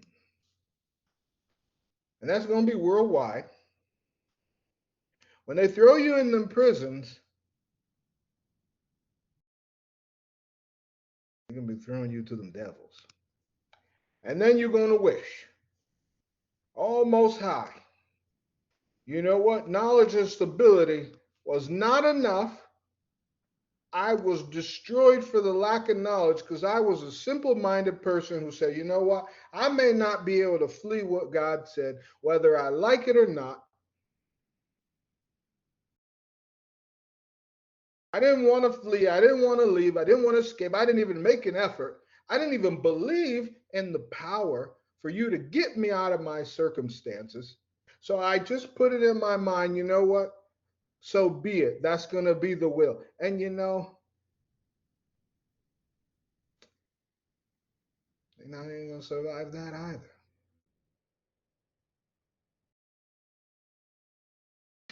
They're not even going to survive that either. Next video. In case maybe someone got something against Arabs. I don't know. But let's hear it from others. Purely fictitious, or is there some truth in it? Some truth. 100% truth. There is nothing fictitious about black magic. Purely fictitious, or is there some truth in it? Some truth. 100% truth. There is nothing fictitious about black magic, in any way whatever. It is a fact. It is a fact which has existed for several thousand years. I mean, when we talk about black magic, we are talking about Satanism, necromancy, alchemy, witchcraft, the worship of Satan, the worship of dark forces, whether it's voodoo, juju, whether it's something practiced in the Western world or the Eastern world, whether it's easily defined or not easily defined, the order of the left-hand path, the following of this, the following of that. It is basically the worship of the force of evil as embodied by Satan, Lucifer, the princes of darkness and their legions and so on. In a very simple sense, of course, it goes much more deeply than that. It is a fact. It is a desperately dangerous fact. It does exist. It exists around us today. Satanic ceremonies will be happening in Britain tonight. Very definitely. Ask any priest, ask any member of the forces of law and order, and they will tell you that Satanism as such, it's there, and it has been for thousands of years. Man has worshipped the devil longer than he has worshipped perhaps an established religious figure. Do you think you're in any danger in mimicking it in front of the camera? No, that's an interesting question, because I must admit that it did enter our minds when we were performing some of these ceremonies. You see, I am playing, as I told you, a priest. The various ceremonies that are carried out by the priest, in this case myself, and the members of his group or coven, are blasphemous ceremonies, totally blasphemous and totally profane. They have to be. That is to say, they must be profane and blasphemous to be effective. This is part of the ritual and part of the belief of these people, that in order to make any kind of ceremony totally effective, it must be the exact diametrical opposite of the real ceremony. That is to say, if you make the sign of the cross, you do it like that, upside down. If you are going to carry out a satanic ceremony, whether it's a baptism or a particular group of people doing something like trying to raise an elemental or trying to create the perfect situation for an evil spirit or trying to produce evil vibrations and so on, they plug in, so to speak, the force of evil like plugging in on the switchboard, the telephone. In order for this to be effective, it must be carried out, as I've already said, by a consecrated person, i.e. a priest, and it must also be carried out on consecrated ground. Now, in this film, I, as a priest, am carrying out these ceremonies, like baptism, in the name of the Dark Lord, in a real church. Now, obviously, I'm an actor. At least I hope people think I am. And I am therefore an actor playing a part. So are the other people in front of the camera who are taking part in the ceremony with me. We're all acting. Well, and so wonder why people are in a spiritual psychosis. Wonder why them churches do people of no value. Religious institutions do. Well, even, and you know what's crazy when reading the Quran, even the Quran said, be careful for some of those mosques because they've said it was for good and a lot of them is for evil. And then the Bible said, well, the Most High said in the book of Acts, well, my home, I won't dwell in a house made by the hands of man. Because what are they going to do? Once you give someone four walls, they now want to hide the things they do. They want to hide at the top in the attic. They want to hide at the bottom in the basement or in after hours when the doors are shut. There's a force you have no idea about. You have absolutely zero ideas about.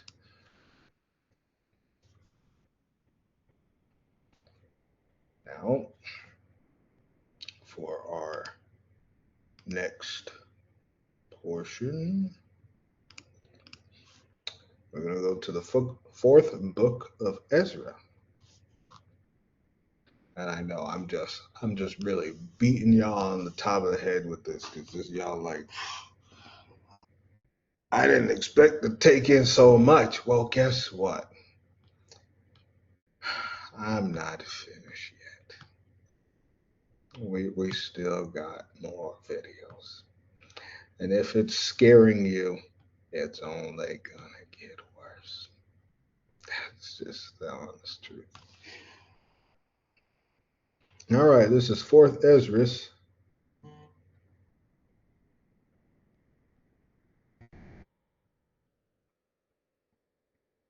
All right, did I go a little ahead? This is 4th Ezra, chapter 8.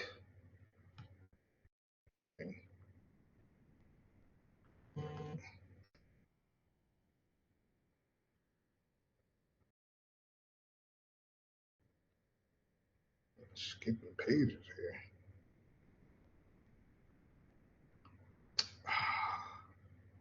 I see they kind of changed it from the book here because I was supposed to read from this page here.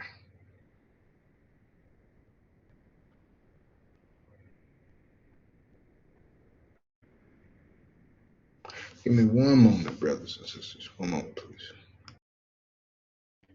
Thank you, brothers and sisters, for your patience and that brief pause. All right. So, I found the scripture. Praise the Most High. Just made a little mistake there. So this is going to be, it's kind of like, I thought it was in 8, but it's kind of like in the 7. And we'll start from, this is still the 4th book of Ezra, 7 and 102. Okay. And I read, I answered and said, if I have found favor in your sight, show further to me, your servant, whether the day of judgment the righteous will be able to intercede for the ungodly or to entreat the Most High for them.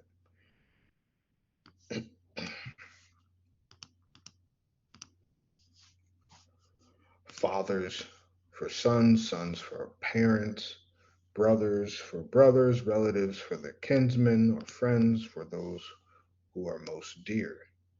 He answered me and said, since you have found favor in my sight, I will show you this also. The day of judgment is decisive and displays to all the seal of truth. Just as now as a father does not send his son, or a son his father, or a master his servant, or a friend his dearest friend, to be ill or sleep or eat or be healed in his stead, so no one shall ever pray for another on that day. Neither shall anyone lay a burden on another. For then everyone shall bear his own righteousness or unrighteousness. I answered and said, how then do we find that first Abraham prayed for the people of Sodom, and Moses for our fathers who sinned in the desert, and Joshua after him for Israel in the days of Achan, and Samuel in the days of Saul, and David for the plague, and Solomon for those in the sanctuary, and Elijah for those who received the rain, and for the one who was dead, that they might live, and Hezekiah for the people in the days of Sennacherib, and many others prayed for many. If therefore the righteous have prayed for the ungodly now, when corruption has increased and unrighteousness has multiplied, Why will it not be then? Why will it be so then as well? He answered, He answered me and said, This present world is not the end. The full glory does not abide in it. Therefore, those who were strong prayed for the weak. But the day of judgment will be the end of this age and the beginning of the immortal age to come, in which corruption has passed away, sinful indulgence has come to an end, unbelief has been cut off, and righteousness has increased, and truth has appeared. Therefore, no one will then be able to have mercy on him who has been condemned in the judgment, or to harm him who is victorious. I answered and said, This is my first and last word. It would have been better if the earth had not produced Adam, or else, when it had produced him and had restrained him from sinning. For what good is it to all that they live in sorrow now and expect punishment after death? O Adam, what have you done? For though it was you who sinned, the fall was not yours alone, but ours also, who are your descendants. For what good is it to us if an eternal age has been promised to us, but we have done deeds that bring death? And what good? And what good is it that an everlasting hope has been promised us, but we have miserably failed? Or that safe and healthful habitations have been reserved for us, but have we lived wickedly? Or that the glory of the Most High will defend those who have led a pure life, but we have walked in the most wicked ways? Or that a paradise shall be revealed, whose fruit remains unspoiled, and which are abundance and healing, but we shall not enter it, because we have lived in unseemly places? Or that the faces of those who practice self-control shall shine more than the stars, but our faces shall be blacker than darkness? For while we lived and committed iniquity, we did not consider what we should suffer after death. He answered and said, This is the meaning of the contest which every man who is born on earth shall wage, that if he is defeated, he shall suffer what you have said, but if he is victorious, he shall receive what I have said. For this is the way of which Moses, while he was alive, spoke to the people, saying, Choose for yourself life, that you may live. But they did not believe him, or the prophets after him, and even myself who have spoken to them. Therefore, there shall not be grief at their damnation, so much as joy over those to whom salvation is assured. Full stop. And so, brothers and sisters, I shared with you, whether you follow my ministry, whether you follow someone else, you should think, what exactly am I getting? What exactly am I getting out of this? What value does this have for my eternal soul? You should think about it. Because we're moving so fast that you have no idea. Moving so fast. Unfortunately,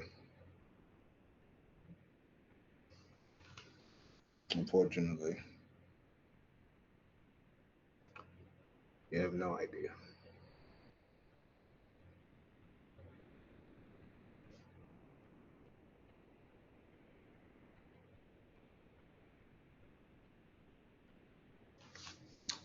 One moment here, please.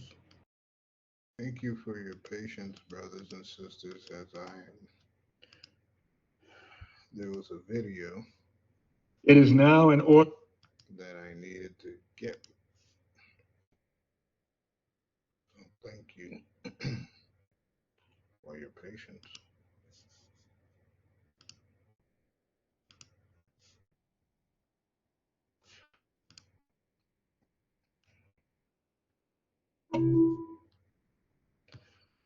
And here we go.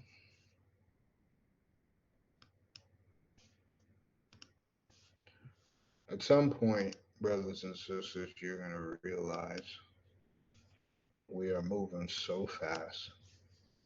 And though United States is just the tip of the iceberg, Babylon, remember, this is a nation that has influenced all other nations in evil. Fair use. It is now in order to consider amendment number 1, printed in Part B of House Report 119-462. For what purpose does the gentleman from Kentucky seek recognition? Mr. Chair, I have an amendment at the desk. The clerk shall designate the amendment. Amendment number 1, printed in Part B of House Report number 119-462, offered by Mr. Massey of Kentucky. Pursuant to House Resolution 1014, the gentleman from Kentucky, Mr. Massey, and the member opposed, each will control 5 minutes. The chair recognizes the gentleman from Kentucky. Mr. Chair, I rise in support of our amendment. This is co-sponsored by Mr. Perry from Pennsylvania and Mr. Roy from Texas. And I regret that we have to offer this amendment. What I'm going to describe will probably sound like a bad science fiction movie, but that's what's written into law. Right now in law, that's going to be implemented it says for 2026 and beyond. Now, the reality is the technology doesn't exist, but that doesn't keep legislators from imagining things that they would like to do to infringe on civil liberties. But there's a law that states that every vehicle manufactured is going to have a kill switch in it. The car itself will monitor your driving. And if the car thinks that you're not doing a good job driving, it will disable itself. So the car dashboard becomes your judge, your jury, and your executioner. Imagine this. We got a snowstorm coming. A mom takes her kids out. They're going to the grocery store. It's snowing. They're trying to get some groceries before the big storm hits. She swerves for a pothole. The neighbor's pet gets in the way, swerves for that. First responder goes by. She pulls over. Her car says, "You got one more swerve, and then we're going to ground you." There it is. The next thing she has to avoid, an icy patch in the road. The car has adjudicated her as unsuitable for driving. It disables the vehicle, and there she's stranded. My question is, how do you appeal your sentence once your car, the technology in your car, has judged you to be incapable of driving? Once it's disabled you and your children at the side of the road, how do you appeal that? Do you press a button on the dashboard? Do you start talking to an AI? What if it really was somebody who was drunk? Are you really going to send a police car after this disabled vehicle? Do we have the resources to do that? There's going to be so many false positives. The technology is unworkable. That's why the DOT is still in the rulemaking process, asking for feedback on how this thing could even exist. And it's just a bad idea, but it's in law. And so our amendment would defund that. And with that, I'd like to reserve the balance of my time.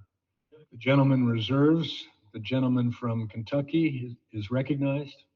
Mr. Chairman, drunk driving is a serious problem, but 31 states already have the technology to keep drunk drivers off of the road with ignition interlock devices that they can mandate. And this technology that's in the law is not going to fix the drunk driving problem. With that, I'd like to yield 2 minutes to my friend from Pennsylvania, Mr. Perry. The gentleman from Pennsylvania is yielded 2 minutes. I thank the gentleman for Kentucky for his work on this, and of course, the chairman of the full committee for the hard work on appropriations. Look, none of us want to be on the road with drunk drivers, and of course, this was a solution intended to deal with them. And all of us want them to be dealt with, but I'm going to remind everybody, as my friend from Kentucky just said, there is already legislation in multiple states, dozens of states, that deal with drunk drivers through the ignition interlock system. Probably in your family somewhere, someone you know, you've dealt with this. I know in my family and the people I know, I've dealt with it. But here's what I don't want to see in America. Everybody being punished for the people that drink and drive, including the ones that don't drink and drive. I happen not to drink, but I'm going to be forced to have this thing in my car. And I'm going to tell you what's next. After what Thomas said, after what Representative Massey said, the car is going to be the judge, jury, and sentencer for your crime in the car. The next thing is going to be, well, we need to hook this thing up to the government so we can dispatch the police. I'm just going to tell you what's going to happen next. They're going to be shutting your car off when they decide whatever they decide from wherever they decide it. Ladies and gentlemen, I don't know about what you think about due process and the Constitution and the Fourth Amendment and the right to not be imposed upon by illegal, unlawful search and seizure, but punishing everybody for this crime, whether they've committed it or not, if they're going to commit it or not, should be unconstitutional. This shouldn't really be a question. We all want to get to the problem, and we're happy to work with everybody on all sides to deal with it. But you cannot convict, and punish everybody in the country for the sake of the ones that do things that they shouldn't do. And with that, I yield the balance to the gentleman from Kentucky. The gentleman from Kentucky is recognized. Last time we offered this amendment, it had bipartisan support. I urge my colleagues to vote for this amendment. It would defund an unconstitutional and unworkable mandate that has already missed the deadlines. And with that, I yield back. The gentleman yields. And so, if you didn't know, for those in the U.S., that's already law. Right? It's already law. If you're saying that sounds like a movie, if you're saying that sounds like Minority Report, you've probably heard of this new movie. It's already out in theaters. Fair use. I got this.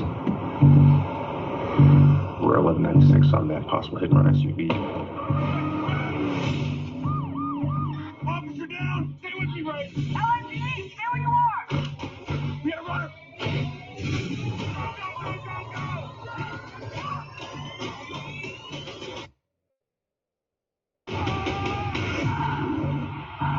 My name is Detective Christopher Raven. We live in a world where murderers walk free and a justice system bogged down by red tape and human error. That all ends with mercy. A judicial system powered by artificial intelligence with access to every camera, cell phone, and database. If you commit a capital crime, you have 90 minutes to prove your innocence to an AI judge, or you will be executed.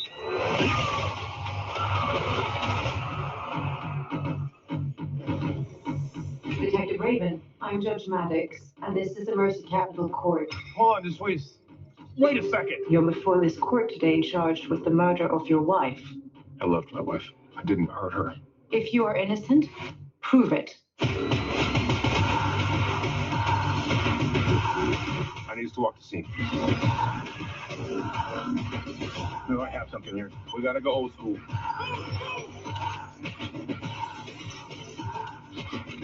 That's a bomb. Get me out of here! You're running out of time. Wow, thank you for that. Bring that back. Pause. Play it again. Can you find out who that is? Do you want to uncover the truth, even if the truth is dark?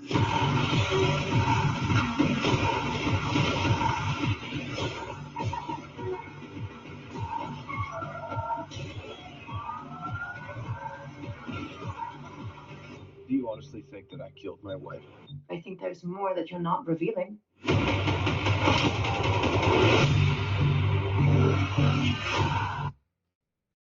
Oh, I'm sorry.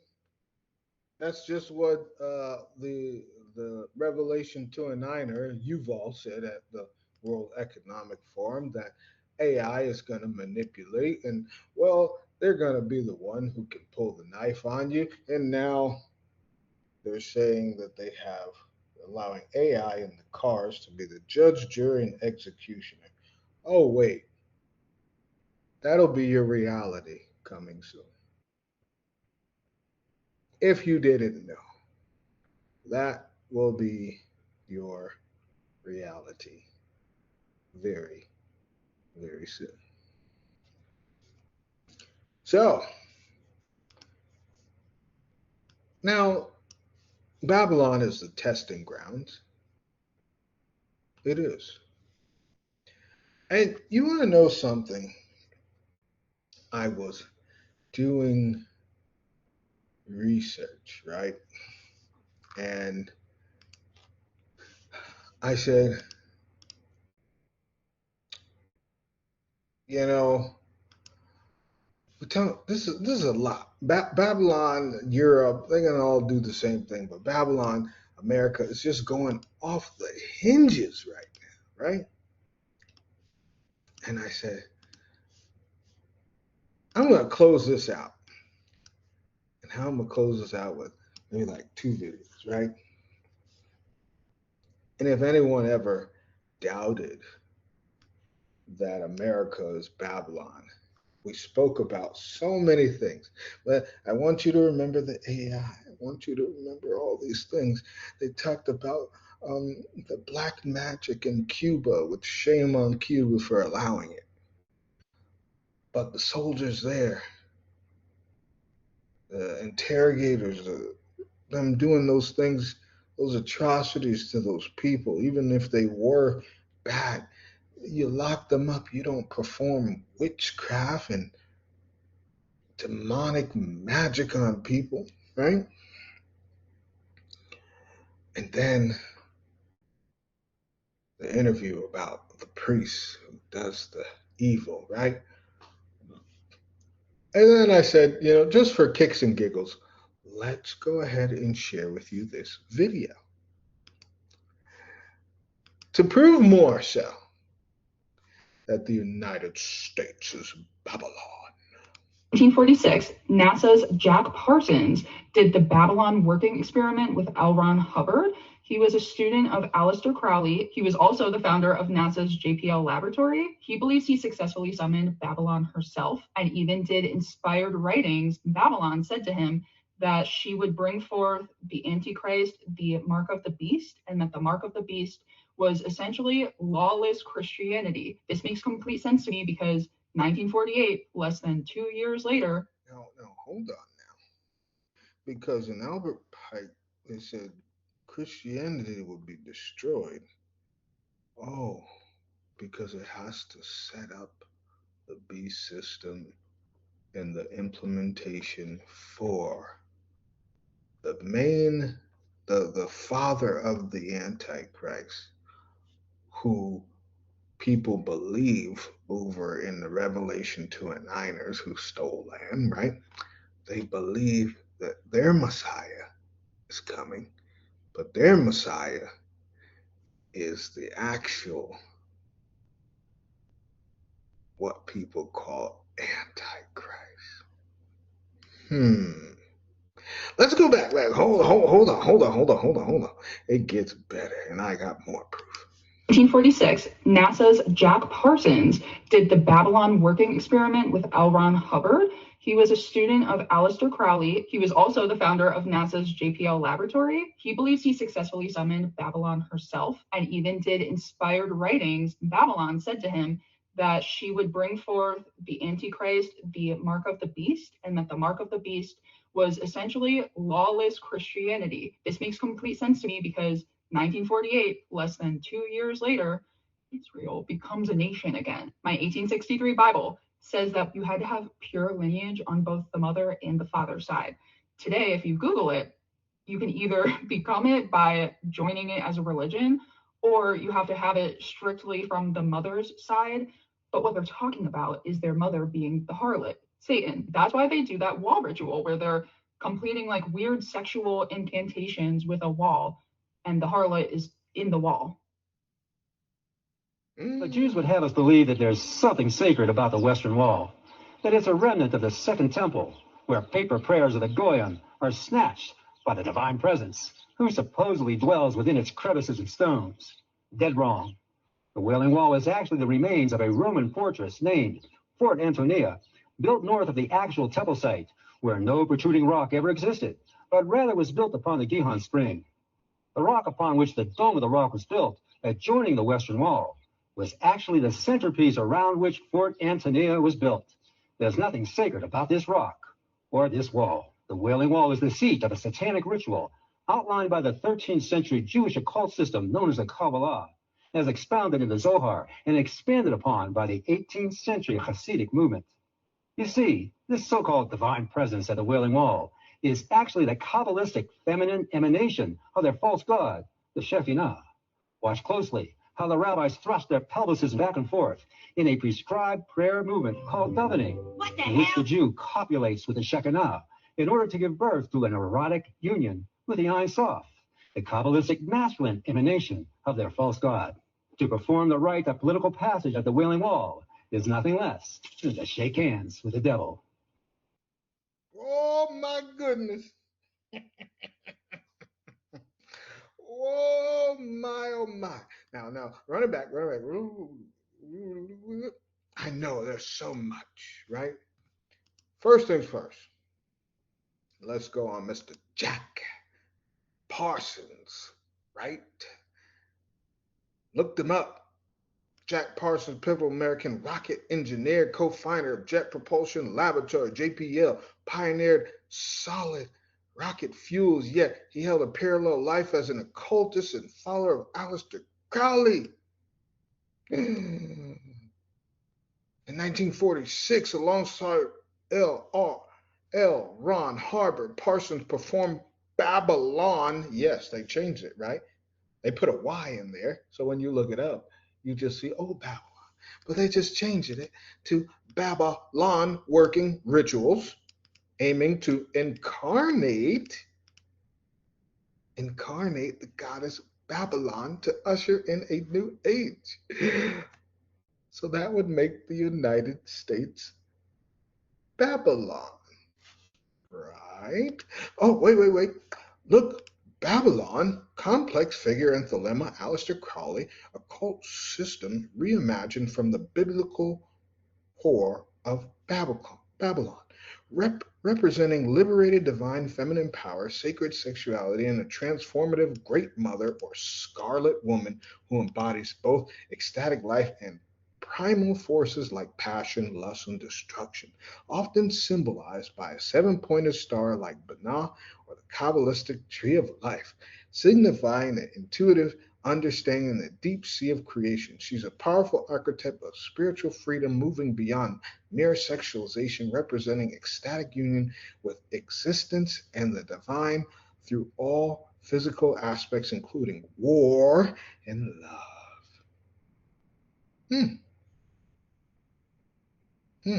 Archetypes.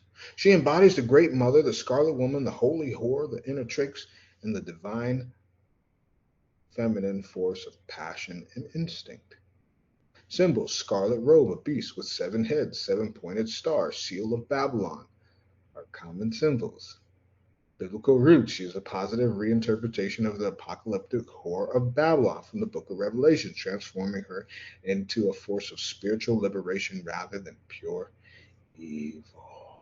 Spiritual meaning: she's associated with strength, ecstasy, joy, sacred sexuality, and the ability to find divinity in all physical experiences, including primal aspects like conflict and lust.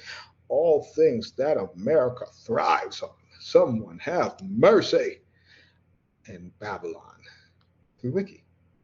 Okay, so Babylon, known as Scarlet Woman, Great Mother, or Mother of Abominations. Isn't that Mystery Babylon? Yeah, that's right. That's America. Okay, goddess found in the cult system of Thelema, established in 1904. Where? The United States. Anywho, in her most abstract form, Babylon represents a female sexual impulse in a liberated woman. Wow, look at all the women in Babylon who are worldly.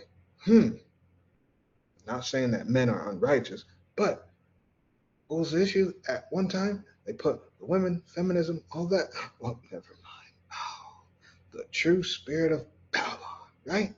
In Creed and Gnostic Mass, she also identified with Mother Earth, those demons, right? Along with her status of the archetype of goddess, Crowley believed that Babylon had an earthly aspect or an avatar, a living woman who occupied spiritual office of the Scarlet Woman.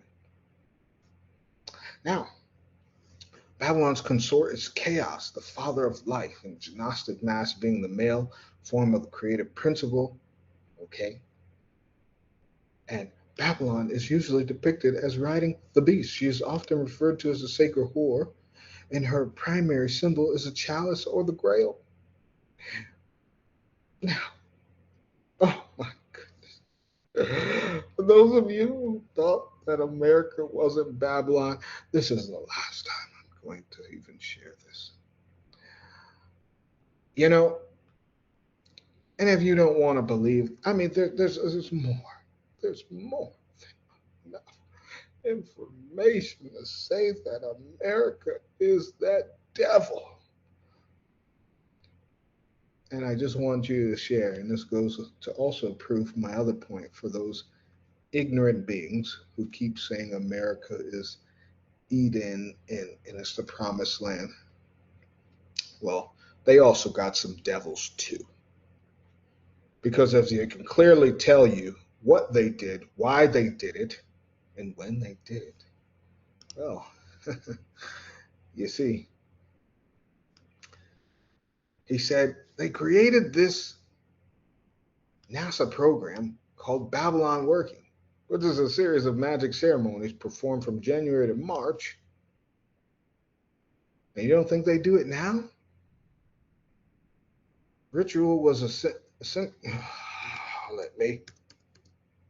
essentially designed to manifest an individual incarnation of Babylon. The rituals performed drew largely upon, you see that magic, described by English author and occult teacher Aleister Crowley. Crowley was correspondence with Parsons during the course of Babylon Working and warned Parsons of his potential overreaction to the magic he was performing while simultaneously deriding Parsons' work to others.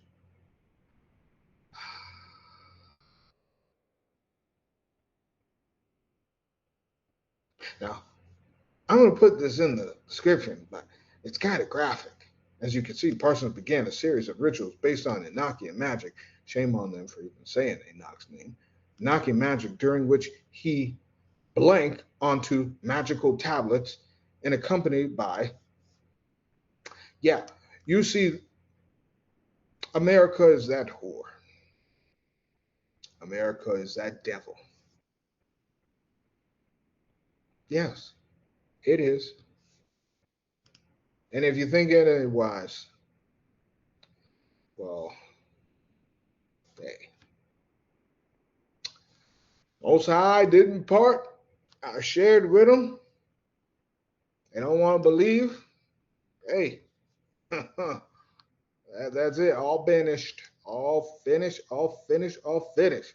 I ain't got nothing for you. Also known as the Age of Aquarius, the Age of Horus, Eon of Horus, all comes from what?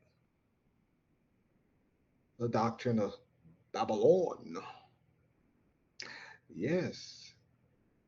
Yes. Yes. Yes. Don't believe me? Keep looking into it. You see, do you really know the truth? Do you really understand? I don't think you do, right? And now going back to that Western Wall where they've been shaken, right? This one here. The leaders go there because they are paying homage to their God. Yeah, that's right. Built by Herod, and we understand how great he was, right? The fortress of the Romans had nothing to do with, but never mind.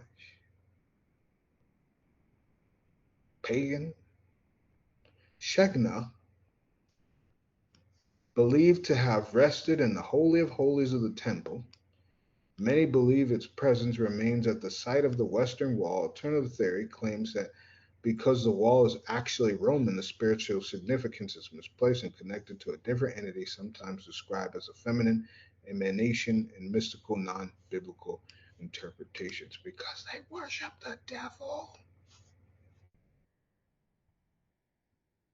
That's the devil's wall.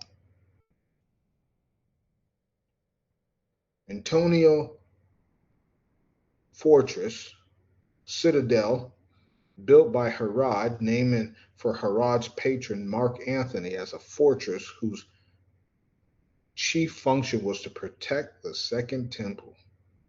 My foot.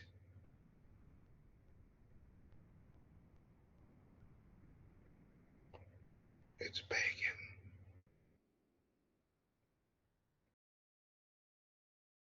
Do your research.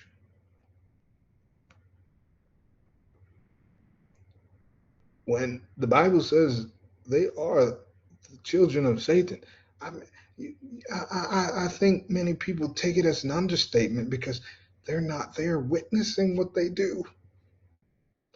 But you got brave people out there who said, you know what? I'm going to show you. I'm going to show you. And because you don't want to believe me, they're going to win.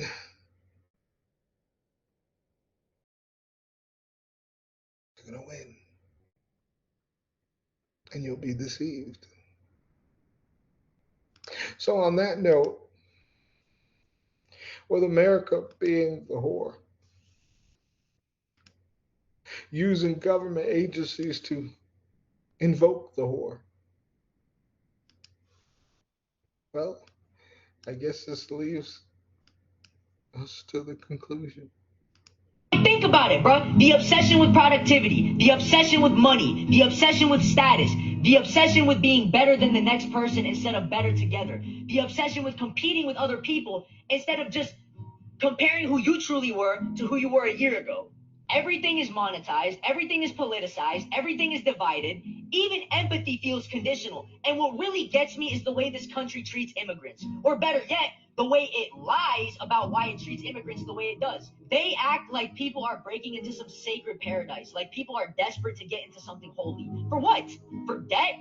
For rent that eats half your paycheck? For healthcare that bankrupts you? For a system that does not protect you unless you're useful to it? Bro, people don't come here because America is amazing. They come here because America marketed itself better than it treated people. Remember, America is not a country, it's a business. And now the mask is slipping. What this country actually values is not freedom, it's control. Not life, labor. Not community, consumption. You're free as long as you don't disrupt anything. You're welcome as long as you're profitable. You're human as long as you're quiet. We only respect you if you're valuable and you're easy to conform and control. And if you don't fit the mold, if you question it, if you refuse to worship the system, you're told to be grateful, you're told to shut up, you're told it could be worse, you're told you're crazy. That's the bar.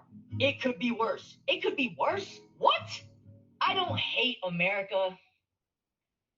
I'm just disappointed in it, bruh. Because it could have been so much more. It should be so much more. But instead of evolving, it doubled down. Instead of healing, it hardened. Instead of listening, it punished. Instead of building community, instead of building unity, it sells isolation and calls it independence. And I'm at a point in my life where I don't want to just survive inside a system that drains me and calls it opportunity. I want peace. I want community. I want unity. I want love. I want connection. I want affordability. I want to live, bro. I want to live.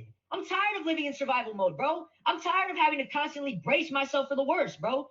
And look, if that makes me ungrateful, so be it. So fucking be it. If that makes people uncomfortable, good. Because pretending like this is the greatest country on earth while people are drowning is a load of fucking bullshit. It is not patriotism, it is denial. And I'm done lying to myself about that. And until this country actually values life over profit, safety over status, people over systems, connection over individuality, I don't see a reason to stay quiet, and I don't see a reason to stay here.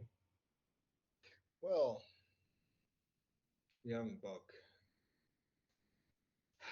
those are a lot of spoken words there. My only suggestion for him and others is to get right with the Most High. Because at some point in time, you see, something scary is going to happen. You know what's going to happen? Something.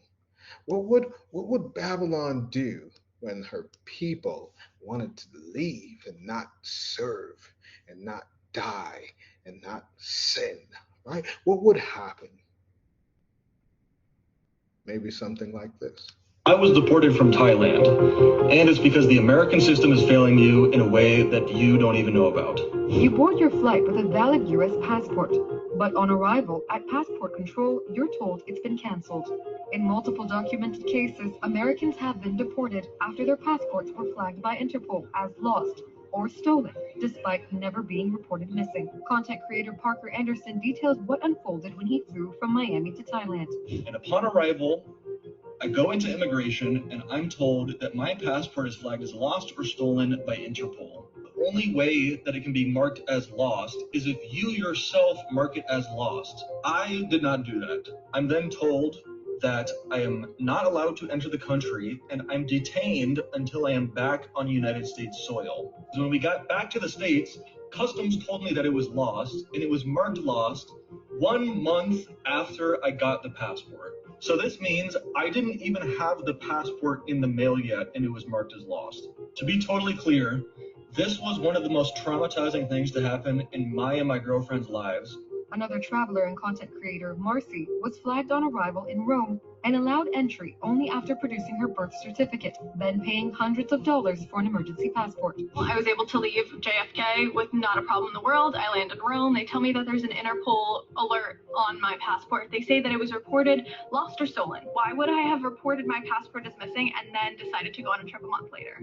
The U.S. State Department describes such cases as extremely rare, but airlines typically conduct only visual passport checks before boarding, meaning travelers often discover a problem only after reaching a foreign border. They let me get on 24 hours of flights to be as far away from home as I possibly could be to find this out.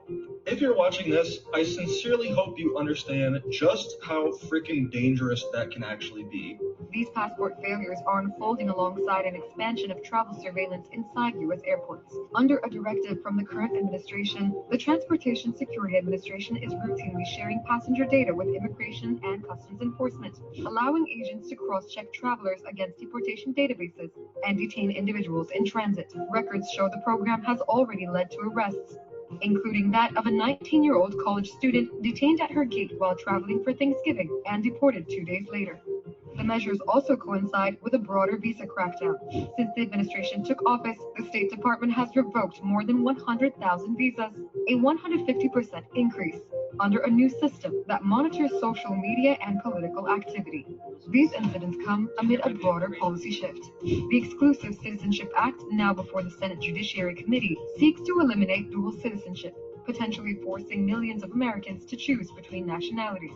The push coincides with a pause on immigrant visa processing for nationals of 75 countries, effectively halting green card issuance for millions of applicants.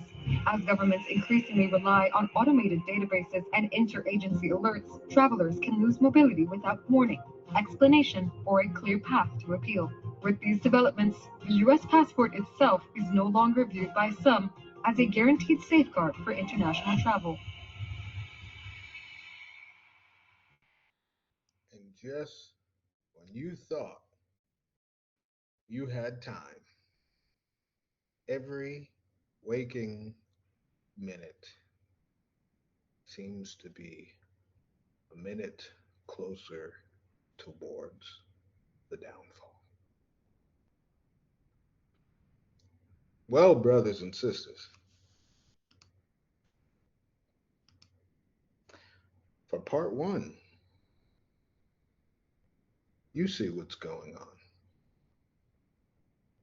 Judgment is coming, and judgment is still happening, but it most certainly is coming. It's a different type of judgment.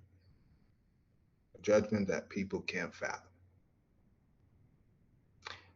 a judgment that will look at you, everything you do, and show no mercy. So with that being said, brothers and sisters,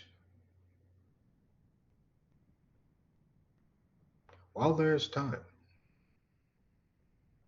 don't conceal your sins, your faults.